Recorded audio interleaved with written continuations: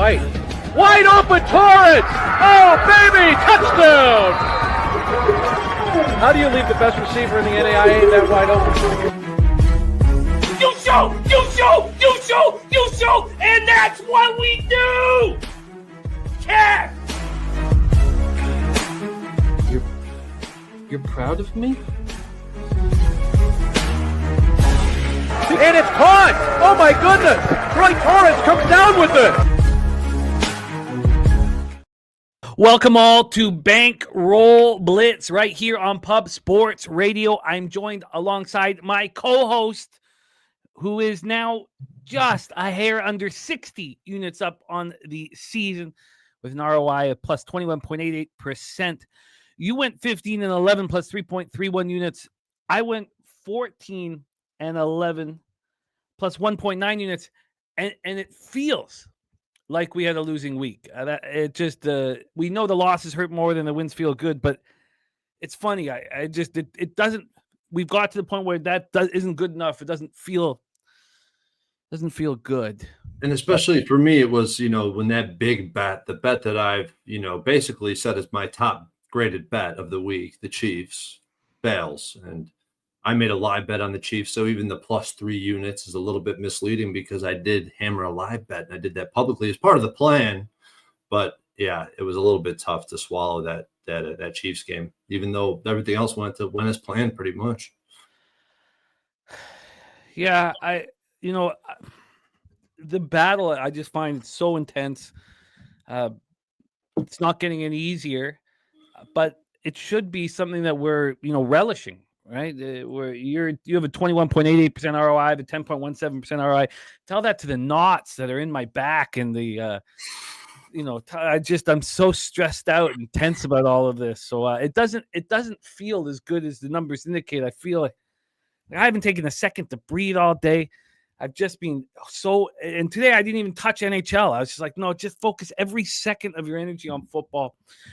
And I am excited to be here. It just does, whenever we get here on Tuesday, it feels like the culmination of all the work that's being done over the last 48 hours or since the football games have taken place. So I'm excited to be here. I've just, it's just such a battle. It's such a battle. Shout out to all the cappers joining us in the chat. We got Aaron Gaza in the house. We got Wags, Man, Bear, Pig, Kent Davies, Dougie, Wise, Tasha, Aaron, Gian. We have Coin, J Pros, Money, Meech, Old E, Donut Silks, Luke Burrow in the house.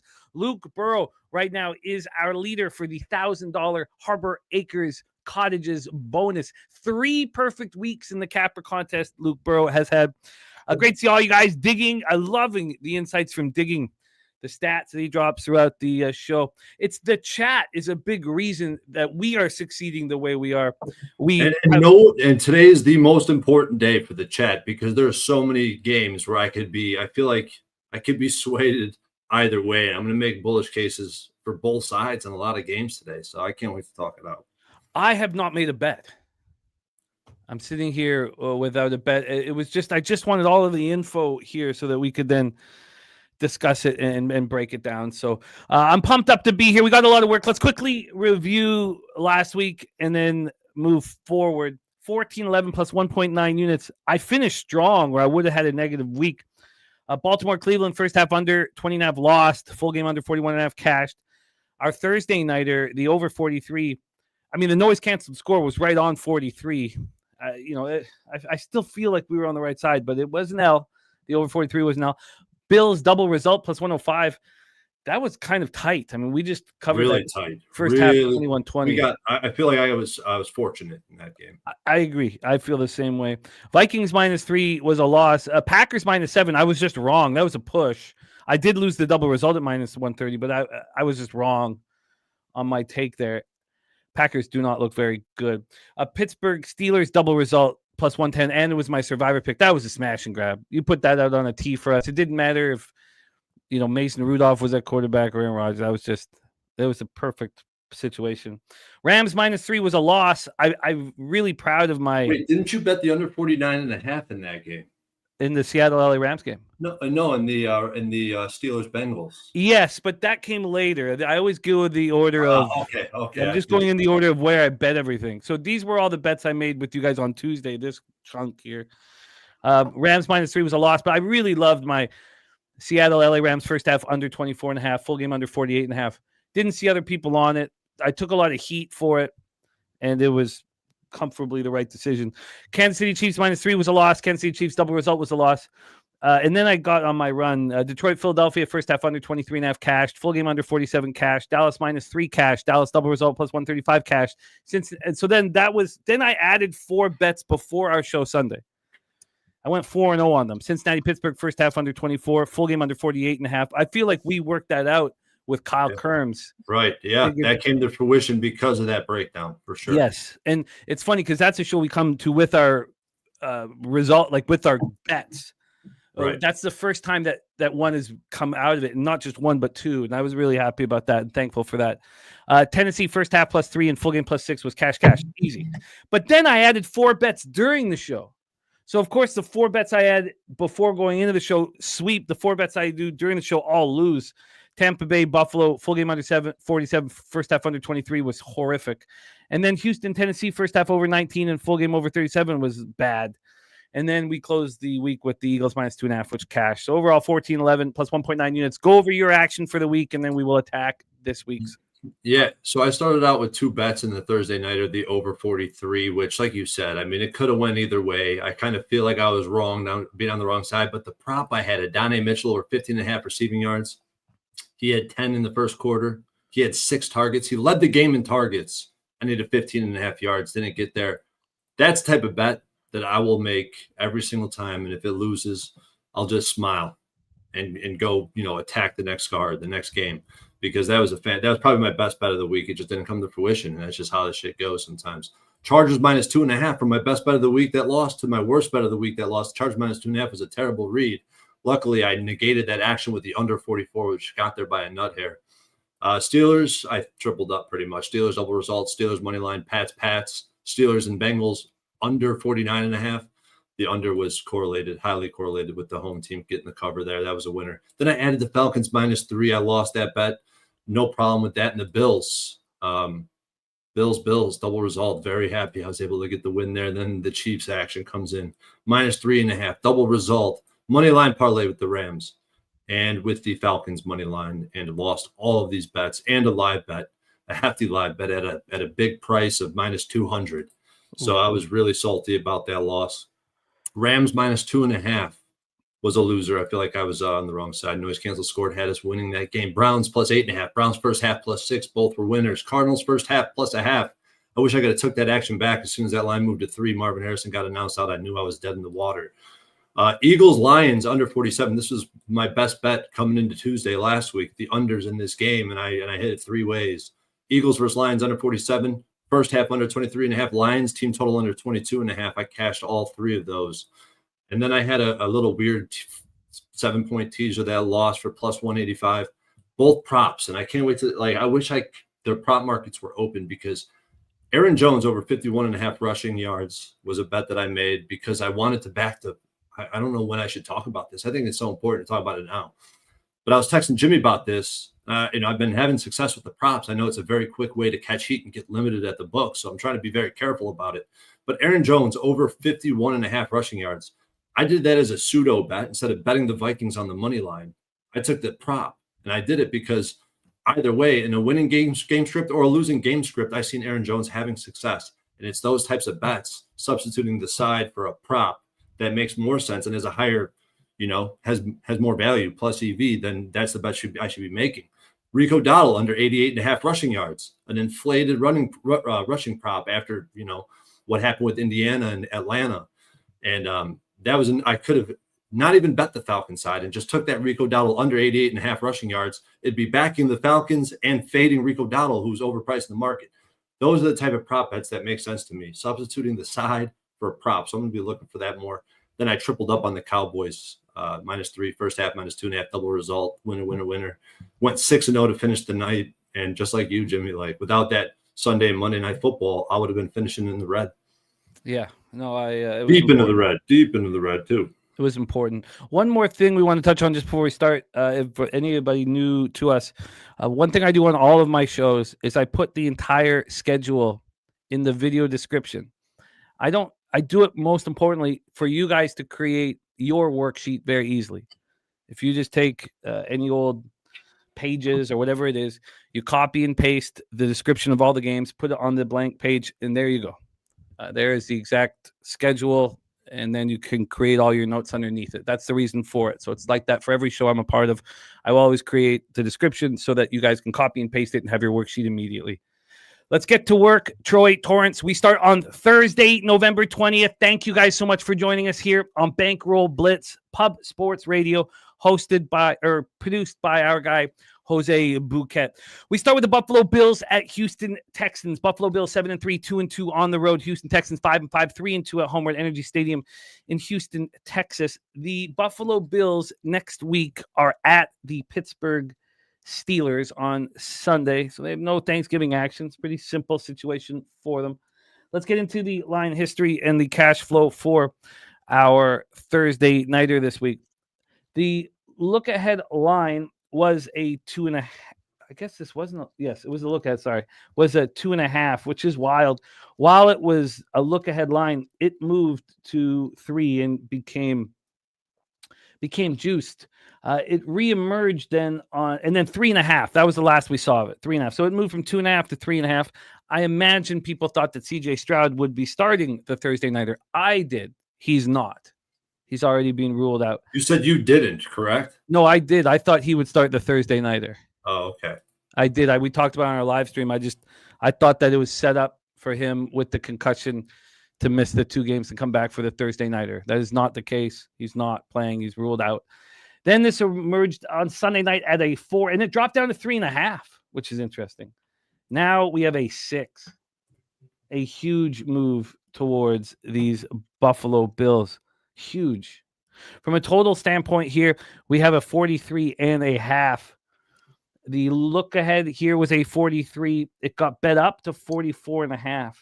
Reemerged on Sunday night at 44.5, dropped down to 43.5, back up to 44.5, and now down to 43.5, bouncing up and down from the 43.5 to the 44.5 and back.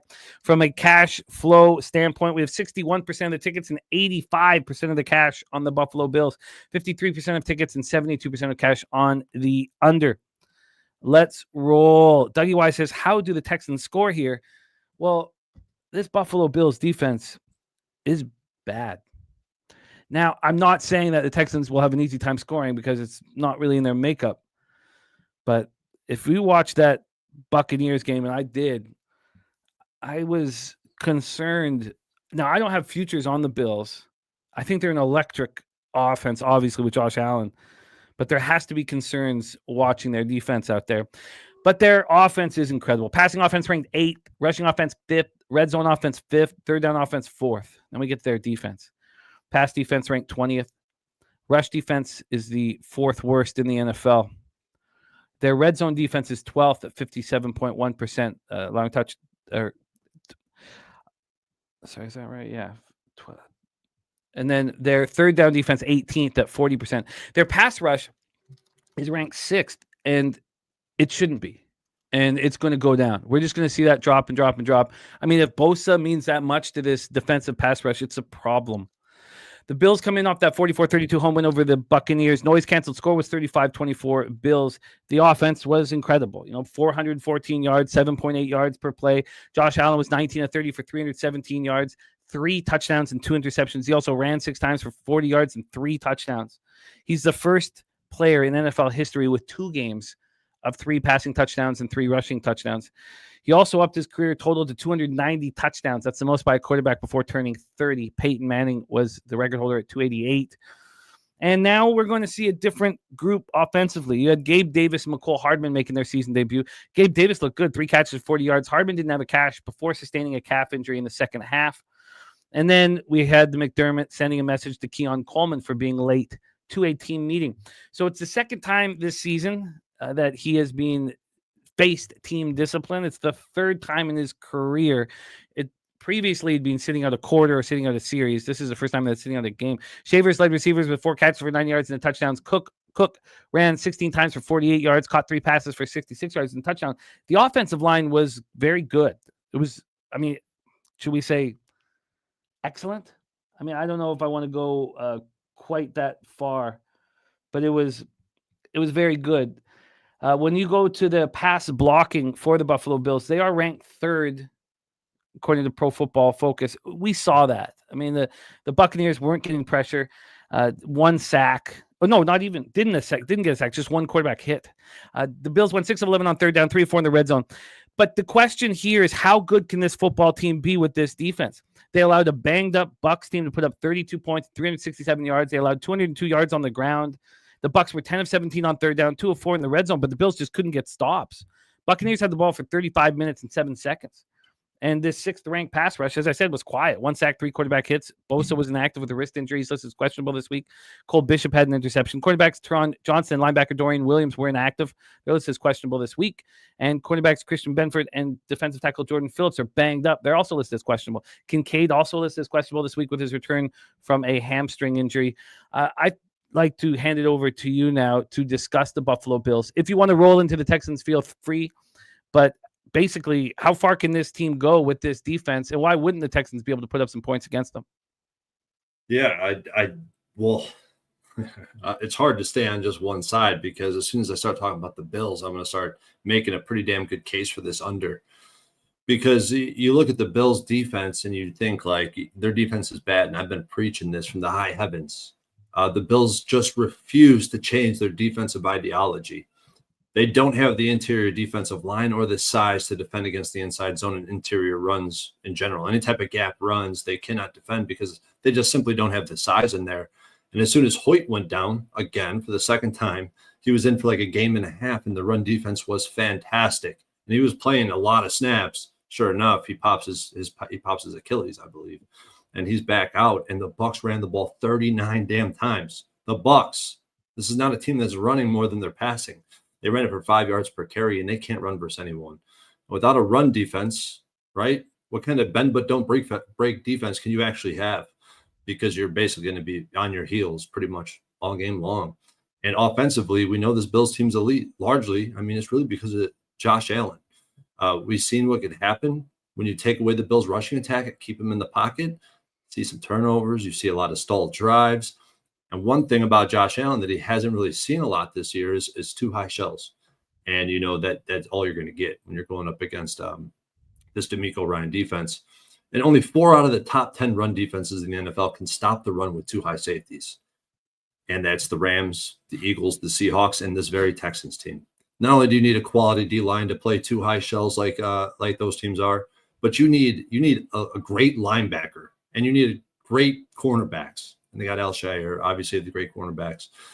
I don't think, obviously, like I talk about the cover 4 all the time with 2 high safeties, and it's because the Fangio is really, a guy ahead of his times. He's dragging all these defenses are starting to shift more to 2 high shells after years of playing single high, a lot of cover 3 types of defenses. And he's completely shifted the meta. And there's just so many benefits to it. And you're seeing a lot of teams move in this direction. And I feel like what good like-kind defenses have the Bills seen this season? None. Absolutely none of them. Tampa Bay, zone blitz heavy. I don't know. The Chiefs, who are really a lot different, fundamentally speaking, from this team. And what have the Bills done on the road? The Dolphins, the Panthers, the Falcons, and the Jets. They're 2-2. I think the Bills' offense is in a terrible spot. So if we need, it's hard. It's hard because I know all these primetime games have been going under. But when you look at the history of this market, especially on primetime, every single profile, I couldn't give you one. Here's the progression of the unders: 35-23, 60%, 19-7, 74%, 9-2, 82%, 6-0, 100%. And that's just based on the variables, like the main variables, right? Spread range, total range, line movement, prime time versus non-prime time, and division and non-division. And we just constantly see these markets go under. So I'm looking towards the under in this game. I already bet the under 43.5 at -110. Well, I'll write that down here, the under 43.5 here for Troy. Because I know you might, I know a lot of people might be looking to get over this total too. And there's a lot of cases like this where it's hard to make a case for the over. And you see a number, this 43.5 looks kind of big with Davis Mills at quarterback, right? But he's shown he's been able to produce first bad defenses, right? I feel like you can make a case for the over. And I felt like coming into this game that you might be trying to make that case in this spot. Well, the issue here is this Texans defense is not good without Jalen Petrie on the field. It's not good. That's how important. That's how important. Now maybe it's more because MJ Stewart is gone, so there's two safeties gone. They tried to go the first game they played without Petrie. Petrie's not playing on Thursday. Right. Already announced out. They had a completely they tried to go back to what was working prior when Petrie was in the lineup against these Titans. But I watch this defense. It doesn't look like the same defense. It looks like I'm watching something else. And I didn't realize, because we talk so much about Stingley, how important Stingley is. But which performance did you see a bad defensive performance in? Well, not this game, but their last game. The Jaguars. And I went over. They had 20 points with 45 total yards. Yes. But I went over the panic. And I went over it all. I forget which show I went over it all. I feel like it's the Titans game is scaring me more because the Titans actually did pretty damn good on third down. They had 4 yards per play or something like that. Well, I'd like to touch on it because I think the Titans offense is terrible. Me Absolutely. Too. I feel like they did well. So I'm not saying right now that I want the over, but I do want to touch on the Texans' statistical profile. I don't care that much about their passing offense at 23rd. It's possible that Davis Mills, I'd rather have CJ Stroud than Davis Mills, don't get me wrong, but Davis Mills putting up bigger numbers and better numbers than CJ Stroud with this offense. The rushing offense is ranked 12th, which is shocking to me. Woody Marks had 18 carries for 44 yards, 2.4 yards per carry. I mean, it was ugly, very ugly. And the red zone offense is second worst in the league. Their third down offense, 26th, and it's 36% conversion rate. It's terrible. Their red zone defense is the 5th worst in the NFL. They allow touchdown 65.2% of the time. Their passing defense is ranked 11th. Do you remember what it was? I'll pull it back up. I'll pull it because I should have had this note, but what it was before Petrie went out, it was much higher rated. Rush defense ranked 5th, and now their pass rush is ranked 2nd. Third down defense ranked 3rd. I mean, this was a defense that we thought was, and I was saying is arguably the best in the NFL a month ago. It was an underwhelming 16-13 victory at the Titans. The noise-canceled score is more appealing at 21-12 Texans. Mills was 26-41 for 274 yards and a touchdown. And Nico Collins led receivers with 9 catches for 92 yards. The defense was strong enough. I mean, they held the Titans to 229 yards, 4 yards per play. They only allowed the Titans 1 red zone attempt. Pass rush finished with 3 sacks, 6 quarterback hits. Jamal Hill, a linebacker, is dealing with an injured hamstring. We'll see if he can play. And Will Anderson had a strip sack. But I fear that this defense is so much worse without Petrie on the field than the statistical profile. And I'm not saying that I want necessarily the over, but I don't see how. I mean, if I wanted the over, maybe I just take the Texans team total over, honestly. But even that, I don't like. I would rather hear you talk more about this under because, other than the primetime games all going under, even when they look like they're going to go over, like the Cowboys, Raiders, it does not appeal to me with what I've seen from these defenses. Now, the problem is that I have a bias because I've been watching these defenses, and they look terrible. I thought both looked bad last week. I think the Texans defense looked bad 2 weeks in a row with Petrie. So do you want to touch more on these Houston Texans? Yeah, the only 2 things I would add to that is, I think you said the Texans' red zone defense has been bad, but they're allowing opportunities in the red zone at the lowest rate in the NFL. Them and the Patriots are the 2 teams that lead the NFL in red zone attempts allowed. So teams are struggling to get down there. And if you look at, I know that, you look at some of the things that happened over the last 2 days. You look at Jacksonville having 29 points, but those points were fraudulent. And defense, I want to kind of cancel that game out. Because I don't know. I thought the defense played decent in that game when I watched. And I've only watched a couple series, and it was a series that Jacksonville had went and scored a touchdown. And they were clawing tooth and nail to go score a touchdown in that series. And then against Tennessee, I didn't watch much of this game yet. But you look at the box score, and you could tell the Titans overperformed their expectations offensively. So that's a little bit of a concern. But what I believe is about to happen, who have the Bills played? What defenses have they seen that even come close to resembling this Texans defense? Not one. not one. They're going to be able to rush 4, rush 4 and keep him in the pocket with 4 rushing. I believe that to be true. They not only have great pass rushers, but they have guys who have the athleticism to keep him in the pocket and to make him extremely uncomfortable.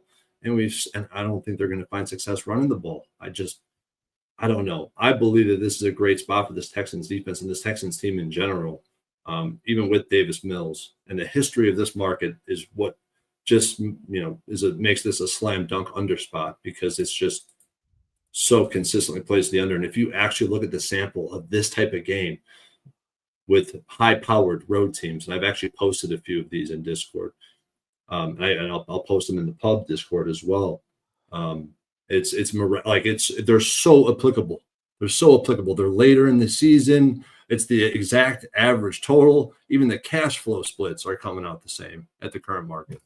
I don't know. It's just, I get it. I just, let me touch on one final thing here. Let me just move back to the November 4th here. Let me just grab their statistical profile before these injuries. So this is what's happened, as we know, and we've talked about it. Like, it's not so. MJ Stewart, they lose for the season with the quad injury. So he had replaced CJ Gardner-Johnson after CJ Gardner-Johnson left after week 3. So they lose Jalen Petrie.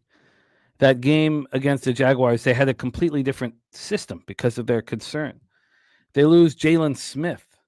I know that people have been disappointed with Jalen Smith, what he's done so far. I mean, a backup and a cornerback 3 for the team. But he's gone. So he's on IR last week. So now they have Miles Bryant, who they've shifted over to play the second safety position. It looks like D'Angelo Ross. I mean, this is a guy who's on the practice squad. I mean, they're hoping that maybe they could figure out what's going on with Jimmy Ward right now because of the foot surgery, the domestic violence case against him. This is the spot here where I can't.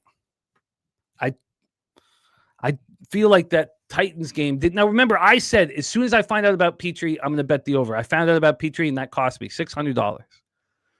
So, I was wrong.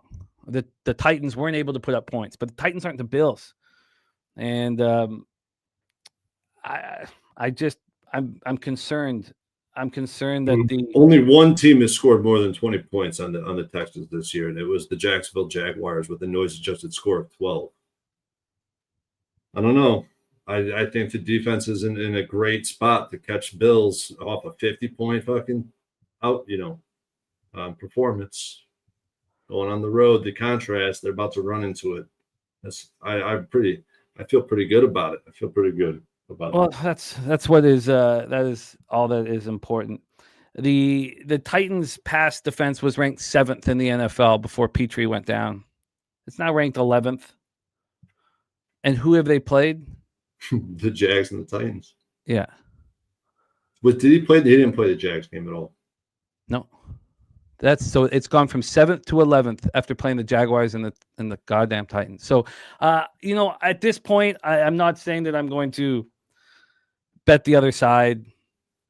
But I do not trust the Bills defense. I do not trust the Texans secondary here. And I know it cost me money just this past week because I didn't trust it without Petrie. But I have real concerns that this Texans defense this statistical profile is not what you're going to get on Thursday. So that's where I stand right now. We have Troy on the under 43.5 at -110. I'm going to legitimately have some interest in the Texans. I don't know if I get there. I mean, Topset's saying this is going to be, Bills are going to destroy them if this closes at 6.5. And he's probably right. It's been a very heavy move towards the Buffalo Bills. And a lot of times that is the case. You see 17-3, 20-7 wins by the road team when they do win. But it's always under. That's the thing. It's Petrie. Did he play in the last time these two teams matched up? He did. Sparingly, though. He might have got hurt. Jimmy Ward was in. I'm not going to be able to join on the under at this point, but I will cheer you on, and you have the conviction to get there. Before we move off this Thursday night, big shout out to Aaron Gaza gifting 5 Pub Sports Radio memberships. Means a ton to us, my man. Thank you so much for the support. Means a ton. Shout out to all the cappers that rock with us. And Aaron Gaza, your support means a ton. So thank you so much, my friend. Rick T says, sadly, the Bills have the offense to win by 7. They do. They certainly do. Their offense is spectacular. What have they done on the road? They beat the Panthers. It's pretty good. The Jets. It's pretty good. I mean, I think that the bigger angle here would be going over what the Bills have done on the road indoors. Atlanta, 14 points. Josh Allen threw for $180. Yeah, that was horrific. That was horrific. No, I mean, I can understand you standing by the spot, trusting it and believing it, and that's all you can do is have conviction. I'm not. So we'll see how this bangs out, man. We'll see how this bangs out. But yeah. I want to, Troy and I will be hosting our live stream right here on Pub Sports Radio. And by that point, I'll have moved on this game in some sort of fashion. And I'm curious. I'm interested in the Texans team total over. I might just leave it at that. I'm interested in the Texans, and I think that points will be scored here. I think points will be scored. All right, let's roll on. Troy has moved on the under 43.5 on our Thursday nighter. We roll on to Sunday, 1 p.m. Eastern. Pittsburgh Steelers 6-4, 2-2 on the road at the Chicago Bears 7-3, 3-1 at home. We're at Soldier Field, Chicago, Illinois. 51 Fahrenheit, partly sunny, 1 mile per hour winds. That's a big part of Sunday. The weather's beautiful. There's no trouble spots. There's no weather situations that would lead you towards hammering and under. It's very different from what we saw last week. The weather is absolutely beautiful. Let's set this line history up. The cap on the Steelers, it got better and better as the week went on. It was very sharp. It was very, you really have a keen sense of this football team right now. So we have this total at 45, dropped down to 44.5, and is back at 45. The look ahead was 45. So we've had no movement here on this total. From a point spread standpoint here, we have the Bears minus 2.5, minus 118. The look ahead was minus 2.5, and it went down to 1.5. It came back and closed. Oh, that's where it closed. Sorry, it closed at 1.5. Reemerged on Sunday night at 2.5, and this was a 3. And not only that, this 3 was minus 114 yesterday at 6:30 p.m. Juiced to minus 114. Now we're at 2.5 and minus 118. So you can pay for the 2.5, or if you want to back the Steelers, you can pay for the plus 3. When we get to the cash flow here, we have 68% of the tickets and 73% of the cash on the Pittsburgh Steelers. We're not getting any information on the total, so we'll switch over to Action Network, and albeit it's a site that we don't fully trust at all. Let's just take a look and see what we are dealing with from a total standpoint here. From a total standpoint in Pittsburgh, Chicago, we have 61% of tickets and 68% of cash on the under. Steelers, they play at home versus the Bills next week. Steelers home versus the Bills. Their passing offense ranked 26th, rushing offense 22nd, red zone offense ranked 9th, third down offense ranked 20th. Their pass defense is ranked 13th. Rush defense ranked 10th. Red zone defense ranked 6th. Third down defense has been a problem. It's ranked 24th. Their pass rush ranked 3rd. It's funny. I do not believe they're as good as that statistical profile because their defense is just different at home than it is on the road. And when their defense is at home, you can trust them to shut down the very best offenses in the NFL. It's just not the case on the road. The Steelers coming off a 34-12 victory at home over the Bengals that saw them lose Aaron Rodgers to a wrist injury on his non-throwing hand. Underwent tests on Monday. He's not going to need surgery. It's a minor fracture of his left wrist. He still needs clearance from doctors in order to play on Sunday in Chicago, but he hasn't been ruled out. At least he wasn't a few hours back. Rodgers was 9-15 for 116 yards, touchdown, no picks before being replaced by Mason Rudolph, who went 12-16 for 127 yards and touchdown. He looked good. Noise canceled score was much closer, 23-15 Steelers. Kenneth Gainwell led receivers with 7 catches for 81 yards and 2 touchdowns. Darnell Washington was next with 4 catches for 67 yards. Jalen Warren had 10 for 62 before he had an ankle injury. Tomlin said that he's optimistic that Warren will be available for the game on Sunday, but he's going to be limited participant in practice all week, and he will be on the injury report. Steelers offense put up 343 yards, 8 of 14 on third and fourth down, went 2 of 4 in the red zone. The defense was strong throughout. They allowed the Bengals to put up 297 yards and go 7 of 15 on third down, but held them to 0 of 2 in the red zone. And, that's something they've been doing all year long. It's sort of a lot. Their third down ranking, they allow conversions 41.7% of the time. It's 24th in the league. They allow longer drives, and then they stiffen up in the red zone. And we saw that here on Sunday because, allowing the Bengals on the road to put up 297 yards, it's not good. Pass rush was quiet, 1 sack, 3 quarterback hits. Kyle Duggar returned an interception, 73 yards to the house. James Pierre added a 32-yard scoop and score late in the fourth. Jalen Ramsey was thrown out for throwing a punch at Jamar Chase, Chase has since been suspended for spitting. Highsmith is expected to be a limited participant in practice all week as well. He's going to be on the injury report. He's dealing with a pectoral injury. Cornerback Darius Slay and linebacker Cole Holcomb were inactive. Their list is questionable this week. These Bears have a big game on Good Friday next week at Philadelphia.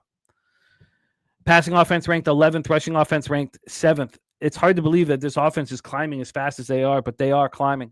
Red zone offense ranked 20th. They score touchdowns at 54.3% of opportunities. Their third down offense 11th, converting 41% of the time. Their defense is statistically poor, except their third down defense is the second best in the league, which is still difficult for me to quantify. Their pass defense ranked 26th. Their rush defense 23rd. Red zone defense 13th. And their pass rush is ranked 24th. We have coin leaning towards Chicago here. It says Pittsburgh has Buffalo and Baltimore on deck after this. Bears coming in off a 19-17 victory in Minnesota. Noise canceled score was 18-15 Bears. Caleb Williams, 16 of 32 for 193 yards.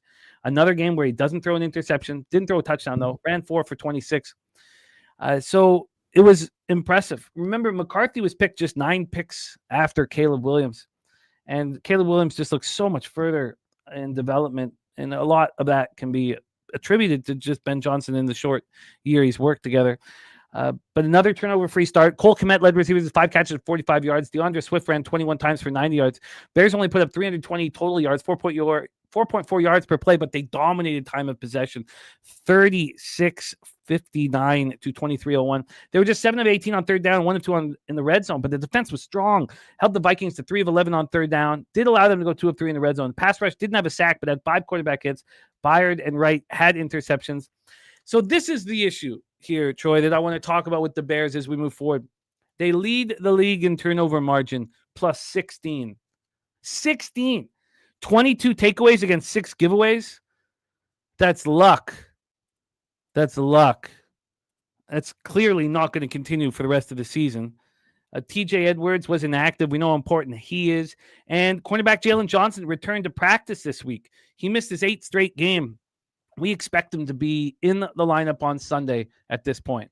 Take it away for us here, Troy Torrence. Our first game on Sunday, Steelers-Bears. Let's see this real quick. I want to see what percentage of the Bears' turnovers that they generated this season has come from fumbles, because fumbles and interceptions are a much different thing. Now they have seven fumble recoveries, 15 interceptions. And it like, I'm watching the game this past week, and I'm going to be honest, I'm not a Bears fan. I haven't been for years. This is just a piss poor, a factory of sadness. Has Jimmy the Bag, a figure of speech you've taught me. And I think that's been the Bears. And when I watch the Bears defense play, I see a ton of holes, a ton of vulnerabilities. But one thing that I see from this team is that they're generating turnovers. And it's because I think the fire zone blitz scheme that our Dennis Allen is running out there is pretty good. That we're finally starting to shift from more of a man, because, Dennis Allen wants to play man defense. Now he's incorporating fire zone, trying to create splash plays. And you got to give it to some of these defensive backs. They're making plays on the football. I think an interception, the difference between an interception and a fumble. Now I would want to see how many fumble, what's the average amount of fumble recoveries? What's the average amount of interceptions teams have at this point? Because I think they're making plays on footballs. That like the one in the end zone against JJ McCarthy, where he went and high pointed that bitch at the top. And I thought that was impressive. So you could say turnovers, but we talk about this pretty much every year with one team or another. Like last year it was the Commanders. The year before that, I think it was the Vikings. The year before that, it was the Giants, right? So you always have a team that's overperforming their expectations, and they just continue to win. And historically, I would be a guy that stands in front of that and tries to catch a falling knife, tries to stop a freight train. And I actually have been trying to do that. Honestly, luckily, I've stopped betting against the Patriots because that's one team I wanted to do it with this year and just continue to fade them. And if I continue to do that, I'd be losing money. Yeah, I just don't want to let that happen with this Bears team because you look at the record, they're 7-3. It's a fraudulent 7-3. They're winning by 1 scores. They're pulling it out the end. But what that is a sign of is good coaching, a team that believes, a team that is the atmosphere, right? It's a certain atmosphere that is built around these teams. I mean, it's hard to explain what's happening, but the coaching, and then you have a quarterback that makes plays down the stretch. And I feel like we've seen more growth. People look at the box score of what Caleb Williams just did, and they want to ridicule him and they want to criticize him. I look at the performance he just had, and I say that that's the best performance I've ever seen from Caleb Williams. And I know the box score is going to completely disagree, but if you watch that game, there's a visible change in his pocket presence and his just overall general demeanor. We watched him this past week take snaps from under center on a straight drop and deliver the ball in a timely fashion. We have not seen that from Caleb Williams. And obviously, he adds an elite escapability that I think is unmatched by any quarterback in the league. I think he's one of the most explosive players. He has the highest ceiling. He still struggles to read defenses post-snap. But I do think that he adds that element to the Bears that they have never had in my lifetime, where if they're down points at the end of the game, somebody that could drive the field and get the win. And that's Caleb Williams, what he's been able to do. And I talked about this defense a little bit. I want to see TJ Edwards back on the field. I want to see Tyreek Stevenson back on the field. I don't know if they're going to be back this week. I hope so. TJ Edwards adds an element to this run defense that needs to be had. And Tyreek Stevenson, obviously one of the best cornerbacks on the team because our 2 best, Jalen Johnson and Kyler Gordon, are out. Jalen Johnson I expect him to play this week. Really? Yeah, he was at practice. He's at practice. I expect him now. He almost played last week. I agree, though. I mean, look at the line. We're looking at the Bears -3 against the Steelers, -2.5, -2.75, whatever you want to call it. I think you're right, Jimmy. I think we're going to see these guys back in the lineup. And if Dennis Allen can mix in a little bit of man-to-man, throw that zone out there, and then the fire zone where he's bringing the fire blitz with some stunts on the defensive line, I feel like this defense could elevate and play way better than they have this season because I know that they've been bad. I'm not trying to make a case, but they do create splash plays. And I think that that's part of Dennis Allen's plan defensively. And the Steelers team, I feel like I've had a beat on this team dating back. It's 5 weeks in a row, dating back to Cincy, right? A very predictable team from the offensive matchups to the defensive matchups to the very clear markets, the home road dichotomy like you touched on. But one thing that we've seen every time the public is on the Steelers the past 5 weeks, they've lost. You take it back to 8 weeks, they've lost. The rah-rah Tomlin, spot as a dog. I mean, where's it gone? He's lost 4 consecutive times on the road as a dog. And on the road this season, the Jets, the Patriots, the Bengals, and the Chargers. The Chargers marched up and down the field on this team. And then they got locked up by the Jags. And I talked about this being a perfect spot for the Steelers team. They were going to switch completely from what Flacco loves in cover 1, cover 3, the first matchup, to 2 high safety, cover 2, cover 4, what he's seen the second time around, and they completely obliterated this team. The market is giving me a green light in this game. I see 86% of the bets. What is it now? I said it. This is 75% of bets, 68% of the cash. Coming off a blowout win against a divisional opponent, and now they have to travel to Chicago. I mean, I think the Bears are going to be able to run the football in this game. I think they're going to be much better defensively. I moved on the Bears at a bad number. I've seen that market start ticking up to -3.5. I was perfectly comfortable with taking the -3. I wouldn't mind the -2.5. If I start seeing this market trickle down to -2, -1, to a pick, I would be completely off my action and wanting to sell my tickets, even though I'd just eat the loss probably. But yeah, I think the Bears are going to be able to run the football. I feel like with Ben Johnson at the helm, I feel like we can pull out the win in this game. So what did you get the Bears at? I got the Bears at -3, -110, a bad number. Like I said, I seen it start to trickle towards that 3.5, and I was like, I'll take it at 3. Fireside says, does Rodgers still own the Bears? I hope it's Rodgers. So I agree with you on the Bears.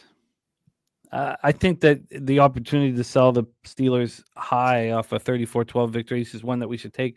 The question is, and I think that next week, the next 2 weeks will be perfect spots to fade this Bears team. So, but the question is, can we trust this 45 seems high. Now, the problem is the weather is perfect. I mean, when do we get that at late November in Soldier Field? I mean, it's just crazy, but the weather is spectacular.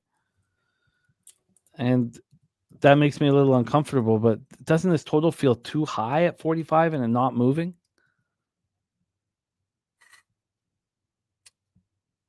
I don't know how to respond to that. And I think the 45, I don't like those numbers between 44.5 and 46.5. I don't like betting under those totals. It'll take a rare market or a lot of conviction. I just don't have it in this game. I think I do.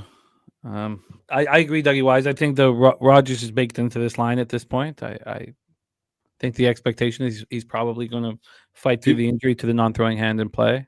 People think Mason Rudolph is the better starting, is an upgrade for Aaron Rodgers. I mean, if that's true, it's not true by much. I mean, there's a reason this guy spent his entire career as a backup.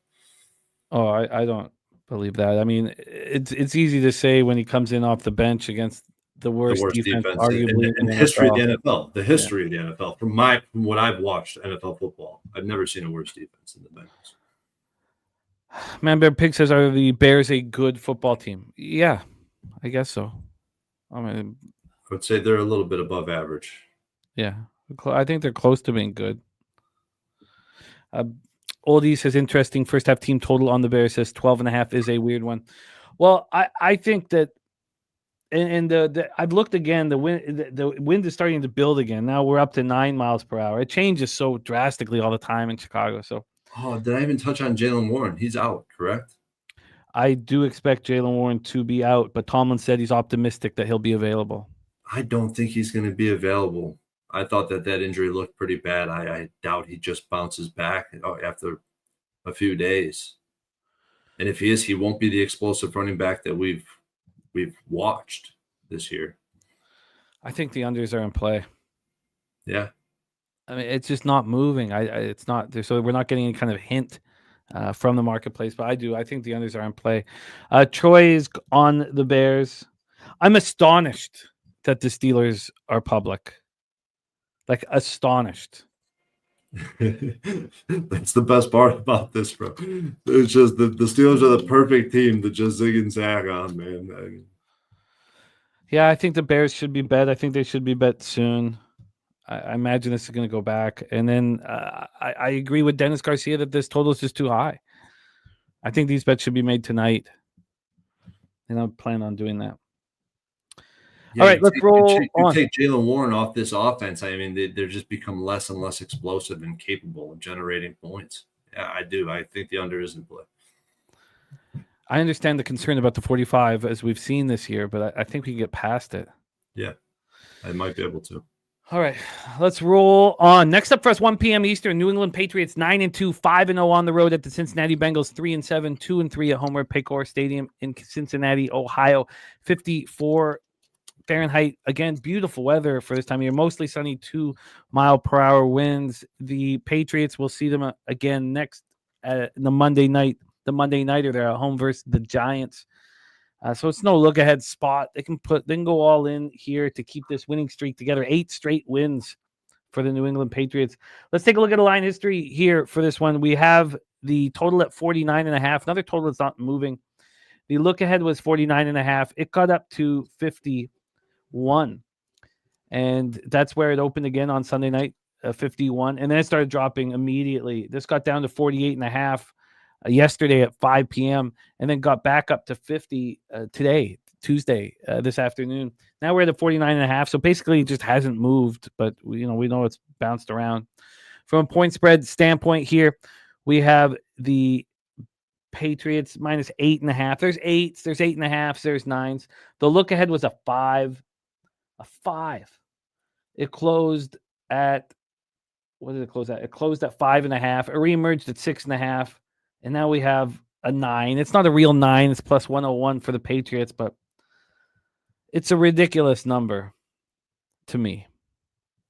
But I don't mean, I just mean that it's jarring. How about that? I mean, it's a jarring number that we need to talk out. It's not so ridiculous that I think we need to hammer it or anything like that. It's just jarring. From a cash flow standpoint here for Bengals Patriots, we have 77% of tickets, 90% of cash on the Patriots. So this is similar to the Buffalo Bills line. You know, you have a lot of money on the favorite, and the markets are concerned in moving the line in that direction. 50-50 with the ticket count, but 92% of cash on the over. We'll start with the Patriots. Their passing offense is ranked 4th. Their rushing offense ranked 31st. I don't think it is a fair indication of what this rushing offense is, the way Travion Henderson is playing right now. But that's PFF's rating. Red zone offense ranked 17th. They score touchdowns 57.5% of the time. Their third down offense is 6th. They convert 42.8% of the time. Their pass defense is ranked 9th. Their rush defense ranked 19th. Their red zone defense is the second worst in the NFL. We've talked a lot about that this year. Their third down defense is ranked 11th, and their pass rush is ranked 16th. They come in off extra rest and prep after winning their 8th straight game, 27-14 at home Thursday night over the Jets. The noise-canceled score was 25-18 Patriots. So this is their longest winning streak since Brady's final season in New England. That was in 2019. They won their first 8 games that year. And it's their best start in the division since 2019. They're 3-0 in the AFC East. They're rolling. They're just playing good football. But here they face a very interesting Bengals squad. Drake May was 25-34 for 281 yards and a touchdown, no picks. Stephon Diggs caught 9 for 105. Stevenson Ramondre out for the 3rd straight game. He's practicing this week. They expect him back. Travion went off, 19 carries for 62 yards, 2 touchdowns, caught 5 for 31 and a touchdown. Patriots finished 7 of 13 on 3rd and 4th down, 3 of 5 in the red zone. The defense bent but didn't break. They allowed the Jets to go 8 of 14 on 3rd down. Can you imagine letting a team as bad as the New York Jets and that offense go 8 of 14 on 3rd down? Now, they held them to 4.3 yards per play and 1 of 2 in the red zone, but I'm still astonished. This is supposed to be a really good 3rd down defense, and they let the Jets, carry on long drives. The pass rush finished with 2 sacks and 6 quarterback hits. Defensive tackle Milton Williams left in the first quarter with an ankle injury, did not return. He's been placed on IR. He's gone. And Kayshon Boutte, who's been out with a hamstring injury, is also expected to practice this week. We have Wager Detective moving on the Bengals +8. We have Fap looking at the Bengals first half +5.5. And Dennis Garcia says, want to play the over, but I don't trust Cincinnati. Want to play Cincinnati, but I don't trust Cincinnati. That's what our guy Dennis Garcia is saying. Let's talk about these Bengals. They have a giant game on deck. Thanksgiving Thursday at Baltimore.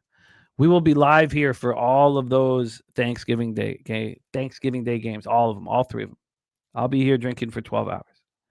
Passing offense ranked 15th, rushing offense ranked 17th, red zone offense 14th, third down offense ranked 10th. That's a pretty good statistical profile, but we know we're not seeing it. Yeah, Dougie Wise, I expect, yes, to be on the Bears, yes. Pass defense ranked 27th. The rush defense is the worst in the NFL, 32nd. Red zone defense, 30th. Third down defense, 31st. Pass rush, 29th. It's a horrific defense. Coming off an ugly 34-12 loss at Pittsburgh, noise canceled score was much closer, 23-15. Flacco had his first terrible game here for the Bengals, 23 of 40 for 199 yards, touchdown, interception. The interception was returned 74 yards to the house by Kyle Duggar. T. Higgins caught 3 for 63 yards, and Jamar Chase caught 6 for 28, and he's been given a 1-game suspension for spitting at Jalen Ramsey. Chase Brown had 18 carries for 99 yards, caught 3 passes for 30 yards. Noah Fant lost a fumble. Offense 7-16 on 3rd and 4th down and 0-2 in the red zone, but the defense looked awful. The Steelers offense put up 343 yards, 8 of 14 on 3rd and 4th down and 2 of 4 in the red zone. 8 of 14 on 3rd and 4th down, and that's so horrible. And that's the exact same thing the Patriots allowed the Jets to do. They allowed, also Trey Hendrickson out with a hip injury. A pass rush looked horrific. They did get a sack and 4 quarterback hits. Hendrickson is doubtful to play this week. Cornerback Cam Taylor-Britt left with a left foot injury, and he's expected to require surgery. Life rank injury, he's done. So now use Cam Taylor-Britt. Tight end Drew Sample is dealing with a right oblique injury, but he did come back. And Joe Burrow is still, taking part in 11-on-11 practices, and he wants to be back for that Thanksgiving Day game versus Ravens on November 27th. Take it away for us here, Troy. Patriots, Bengals. Yes. So the Patriots, I'm struggling with this team because they're at the top of the market. Obviously, I've been coming in saying that every single week. But how could you bet against them? especially in this situation. I know that they did struggle against this Jets offense, but a lot of that Jets offense, especially on third down conversions, was Justin Fields carrying the football, 11 carries, 67 yards, the most yards that they've allowed all season to any individual rusher. And it was a mobile quarterback, which I don't think they've seen very many of. If anything, it's only been them in Buffalo. But we don't have a mobile quarterback in this situation. We have a very stagnant, statuesque type of quarterback, an old man playing quarterback. And if it is Joe Flacco, because I've heard rumors that it might not be Joe Flacco in this situation, which would only make Patriots backers more bullish. And I talked a little bit about this Bengals team and how we faded the shit out of them last week. It was a perfect situation with the single high to two high, completely switching optics in terms of what he was seeing defensively. And then, this Bengals team is just coming off just the most embarrassing loss that you could imagine, coming back home in a spot where, honestly, like I was trying to make a case for this Bengals team coming into this handicap, especially because I, as you know, have been looking to fade this Patriots team every single week. They've been 8 consecutive wins. May playing at an MVP level, elite coaching, in my opinion. And that's kind of where my handicap started to shift, is when I started to get back to, like I do every week with this team, get back to Vrabel and McDaniels. And I think that I don't know if it's them two individuals and the team just responding to them, but you could tell that this team is coachable by, I don't know if it's by nature or if it's these two coaches that's driving it, because this team's firing on all cylinders. I know they struggled a little bit with the Jets. We were trying to make a case for the Jets in that game. And I just don't see this Bengals team being able to run the football. They have a statuesque quarterback. And this Patriots team, oh, man, I just go back and forth with this one, Jim, because I see this 8.5 as being kind of short. I look at the history of this type of market in the database, and it's certainly bullish for the road team winning the football game, which brings me to my action. I did do the squarest thing you could possibly do in any individual NFL week, and I did a 3-team 10-point teaser. The first leg is the Patriots, and I got them at +2. And we could talk about, I'll get to the other 2 legs as we go on with the show. But I just do not see the Patriots losing this game. And because that's the case, I figure it's a perfect to put on the 10-point teaser. The Bengals are a defense that if Drake May if he has that game where he just shits the bed after looking like an MVP, then so be it. I'll be willing to take an L on one unit on a 10-point teaser. That's fine. Patriots have gone over this number this year 3 times. 3. I mean, honestly, I wish the Patriots had a big game on deck like Cincinnati. But the game can change. I think Flacco starts. You think they go back to Browning? No, I don't, but I've heard whispers about it. I just don't think the Patriots play in these types of games. Coin saying these are the points totals in Cincinnati home games this year: 58, 61, 64, 77, 89. Says the average is 69.8. It's absolutely nuts. I think that the Bengals team total over would be more appealing to me. We know that this offense has weapons without Jamar Chase. Chase Brown's been running the ball a lot better. The rush defense for the Patriots, we talked about in the Jets game. They're ranked 19th, and the Jets went 8 of 14 on third down, primarily running the ball. Now they have dual options because Fields can run the ball, as well. I just wish the Patriots didn't have extra time to prepare. So you're leaning to just the smash and grab. I'm definitely leaning towards the smash and grab in this situation because I think this Bengals team, especially if you take out that vertical threat and Jamar Chase off the field, you take this Patriots team is going to be able to limit running backs' success. And then that means you're going to see Flacco drop back against, with T. Higgins and Christian Gonzalez. And then, I don't know, it just does not seem like a favorable spot for the Bengals, even though you'd want to buy this Bengals team off that low. You want to buy low and sell high. Like, I get it. But I do lean towards the Patriots smashing this team. They get completely embarrassed on the road. Now they get to come back home, and everybody thinks they're trash again. I mean, just a quick look at the team total here. I mean, 19.5. Do you think that this Patriots defense is elite, Troy? No, I do not think this Patriot. I think they're vulnerable, especially to a good quality passing attack. I do think they're vulnerable. Yeah, but I think the script is in. How do you beat? I mean, all you have to do is watch film, look at how shook Flacco was against two high safeties, against two high shells, where the corners can play more aggressive, where the linebackers could defend the run. Like it did not look good. Like the tape is out, right? How to beat Flacco and this Bengals team. And now they lose Jamar Chase, which just limits the scope of what they have to do. So if you had a free bet on the on the total, would you be moving over or under? I look at the history of this point spread, and I'm thinking that this is a massive total. Like usually the average when you have a home team between 8 and 9.5, right? The average total the sample is 8 and 1 to the over, but the average total is 42.5. So we see this massive number that's indicating we're going to see a lot of points. But and historically there has been a lot of points, right? The average result is 50.3 points in this market type. It just feels like, Vincent Hawkins laughing at me saying Bengals team total will be a loser without Chase. Remember, the same shit happened last year. Chase went down and the offense still rolled at first. Bengals team total over kind of is appealing to me. What kind of number are we looking at? 19.5. 19.5 looks very appealing to me. And it's a very tight distribution here. But why would you leave the Patriots out just because you think they just flop? It's not that they flop. I think we're getting a little carried away. Do you think they look that good against the Jets? Have they looked very good in any of these games? The Bucks game, the best team that they played, They looked their best. Yeah. Well, I don't want the Patriots at this number, and I understand why you've teased them. I mean, it just the idea of what we've been succeeding at throughout the years, buying teams low.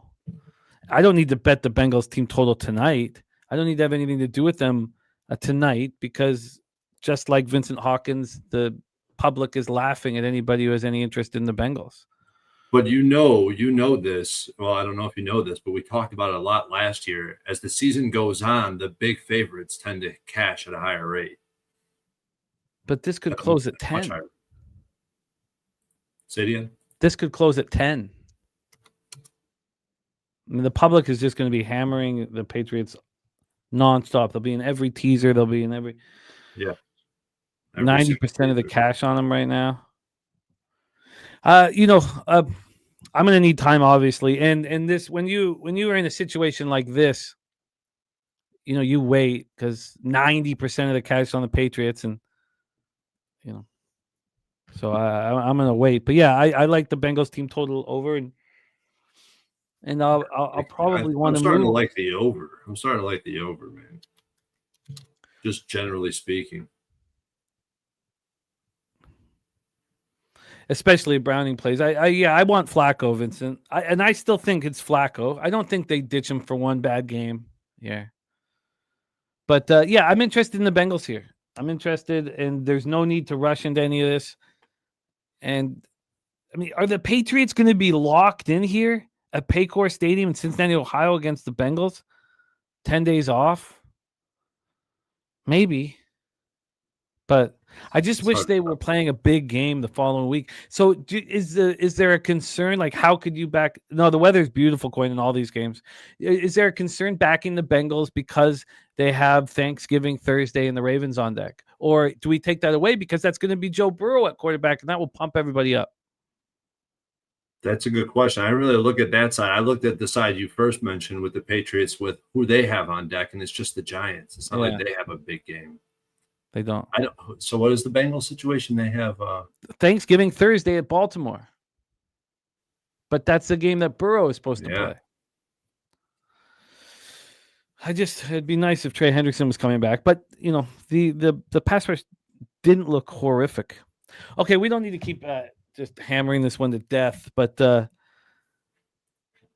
I am astonished that the Jets could go 8 of 14 on third down against the Patriots. And the Bengals at home can put up points. So I'm gonna sit with this a little longer. We have a 10-point teaser here beginning from Troy, and that starts with the Patriots +2. Let's roll on. Next up for us, we had the New York Giants, Detroit Lions, Ford Field in Detroit, Michigan. Let's get this one set up here. We have these Lions minus 10.5, minus 108. Look ahead was 11.5. Reemerged at 10.5 and hasn't moved since it reemerged. From a total standpoint here, we have the 50. It's minus 115 to the under. The look ahead was 48.5, and when it came back yesterday morning, Monday morning at 10:48, it was a 50. So since it's reemerged, look at all these huge favorites, Jim, that I'm going to be making a case for. Don't worry, I got the other side of a few of these big ones, but here's another one, man. I feel like. Man, I get it. I can understand. I can understand that. I can understand the Lions are coming off a horrific game and they get to come home and take it out on a suspect Giants defense. 88% of tickets and 89% of cash is on these Detroit Lions. 88 and 89. So the legal books, there's 10.5. BetMGM has an 11, but Circa's brought it down to 10. Opened it up at 11.5. All the money's on Detroit and they brought it down to 10. It's interesting. So let's roll. We'll start with the Giants. They're playing, as we talked about already, Monday next at the Patriots. So it's no look ahead, but they do care about that game. Maybe it is a look ahead. I take that back a bit. Passing offense ranked 22nd. Rushing offense ranked 4th. Red zone offense 27th. Third down offense 12th. Their defense has been a problem all year. Pass defense 24th. This is the second worst rush defense in the league. This is the worst red zone defense in the league. Third down defense 18th. Their pass rush is getting a little worse. 12th now. Giants coming off their 5th straight loss, 27-20 setback at home to the Packers. This is the first game since Daboll was fired. Kafka made his debut as head coach. Noise canceled score was 28-22 Packers. But the Giants outgained the Packers 336-296. Jameis Winston was 19-29 for 201 yards. No touchdowns, interception. He also ran 3 times for 10 yards touchdown. He did lose a fumble. Jackson Dart remains in concussion protocol, but the Giants expect him to play. I think we all expect him to play. I think, we watch Jackson Dart handle these situations different than CJ Stroud publicly. Jackson Dart wants to get back on the field as soon as possible. And the jury's out of whether CJ wants to.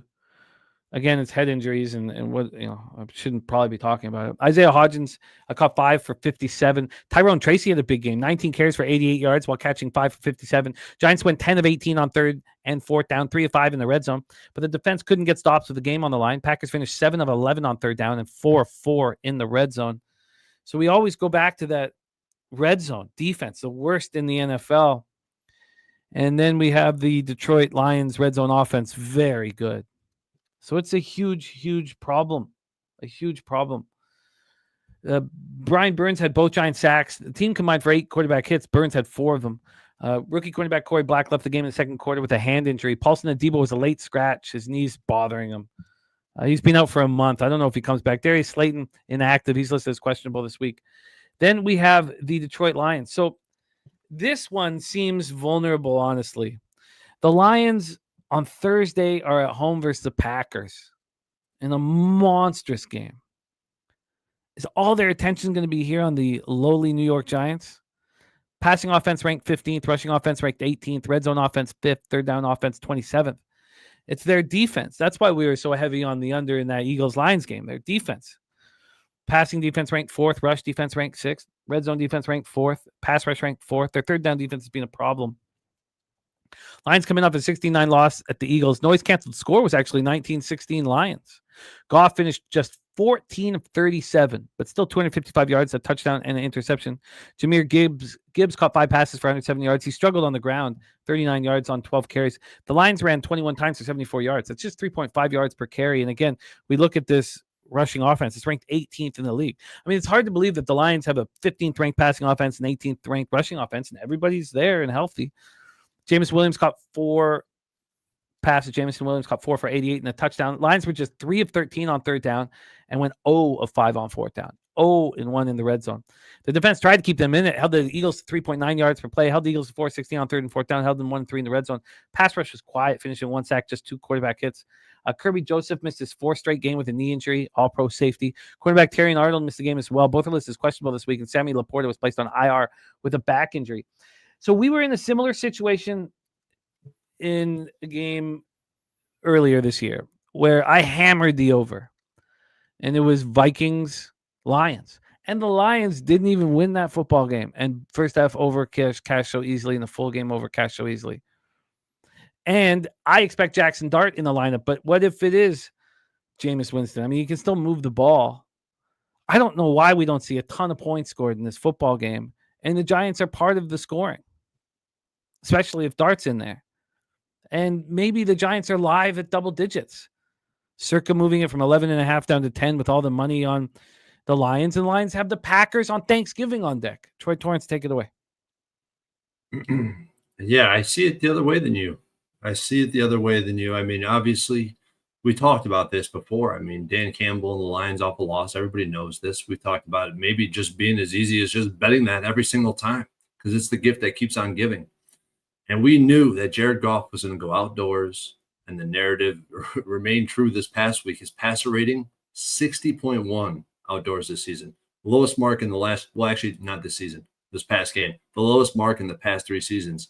We also got confirmation on his performance versus 2 high safeties. And, you got to cut him some slack. That was the Eagles defense, has elite talent, elite defensive coordinator, and a completely different scheme defensively than what we're going to see the Giants run, who want to play man coverage.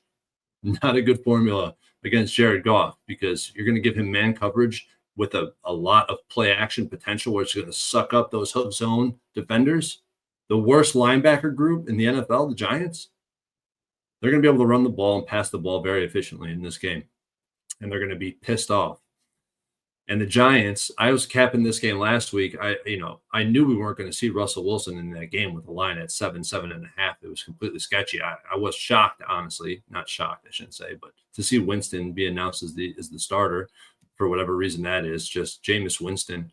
But, he's 4, 5, 6 times better than Russell Wilson. But we have to remember, this is a team with no neighbors, scatterbo, no weapons around Jameis Winston. If it's Jackson Dart, if he's back in, what version of Dart are we going to see? What version? Because in just 9 games, he has 24 designed runs. A huge part of the production of this offense came from designed runs from Jackson Dart. And with his recent injury, how much of that are we really going to see? He has more designed runs than any non-running back in the league. So how are the Lions versus mobile quarterbacks? Well, their best defensive performances this season came against what we would consider mobile quarterbacks, like the Commanders, like the Bucs. So, Jameis Winston, this Giants team, they spook the Green Bay at home. They still lose by 7. Now they have to travel to play Dan Campbell off a loss. To me, it smells like a disaster. The worst run defense in the league, parlayed with man coverage, it's going to be a disaster. So, like you said, I see a lot of points. And then the Lions, I feel like they're not only going to be able to exploit that bad defense, but I feel like they are designed to have success because of their athletic defensive front against mobile quarterbacks, and we've seen that play out exactly that way. What happens if the Lions get out to an early lead and force the Giants into a passing game script, especially if Winston's at quarterback? I feel like it's going to be bad news. I haven't moved on the side other than that teaser. I talked about the 10-point teaser. This is clearly one of them. And what I was just checking is how to see how these markets respond when the line's moving towards a double-digit favorite, and it doesn't happen very often. Only one spread has closed in this price range with the market after a move towards the road team. And the road team lost by 10. It was the Dolphins-Bills this season, actually. One game in the past 4 years. So this is a bit of an outlier where the road team got the cover but lost the game by 10. So. That's interesting. Alec Dirk says this is a get-right spot for Detroit, not a look ahead. They will be looking to send a message. Well, I mean, Campbell's angry. There's no doubt about that. It just became, it's hard to bet the side, a minus 10.5 when you got everybody sharing the same information of Dan Campbell off a loss. That's everywhere now, right? It's baked into the line. Huh. Let's just see the last update here from Jackson Dart today. And he's going to play. Jackson Dart's in. So that's why the line moved back a little bit. I think that the over should be bet tonight. And honestly, I kind of have some interest in the Giants with the double digits, but I understand like why. Maybe you can just stay off of it. Like, why would you, when we know what Campbell does after a loss, why would you do anything? But I'm gonna bet overs tonight, and I also may bet the Giants team total over. I mean, Tracy had a breakout game. He knows he's the guy. And I know the Lions defense has been very, very good. But this team total for the Giants, I mean, you can get in 17.5. The 19.5 is heavily juiced to the under. You tell me that that they can't put up 20 points in this football game with Jackson Dart at quarterback indoors? I don't know why you leave out the other side of that equation. It'd be my third bet. Oh, you'd be tripling up on the spot.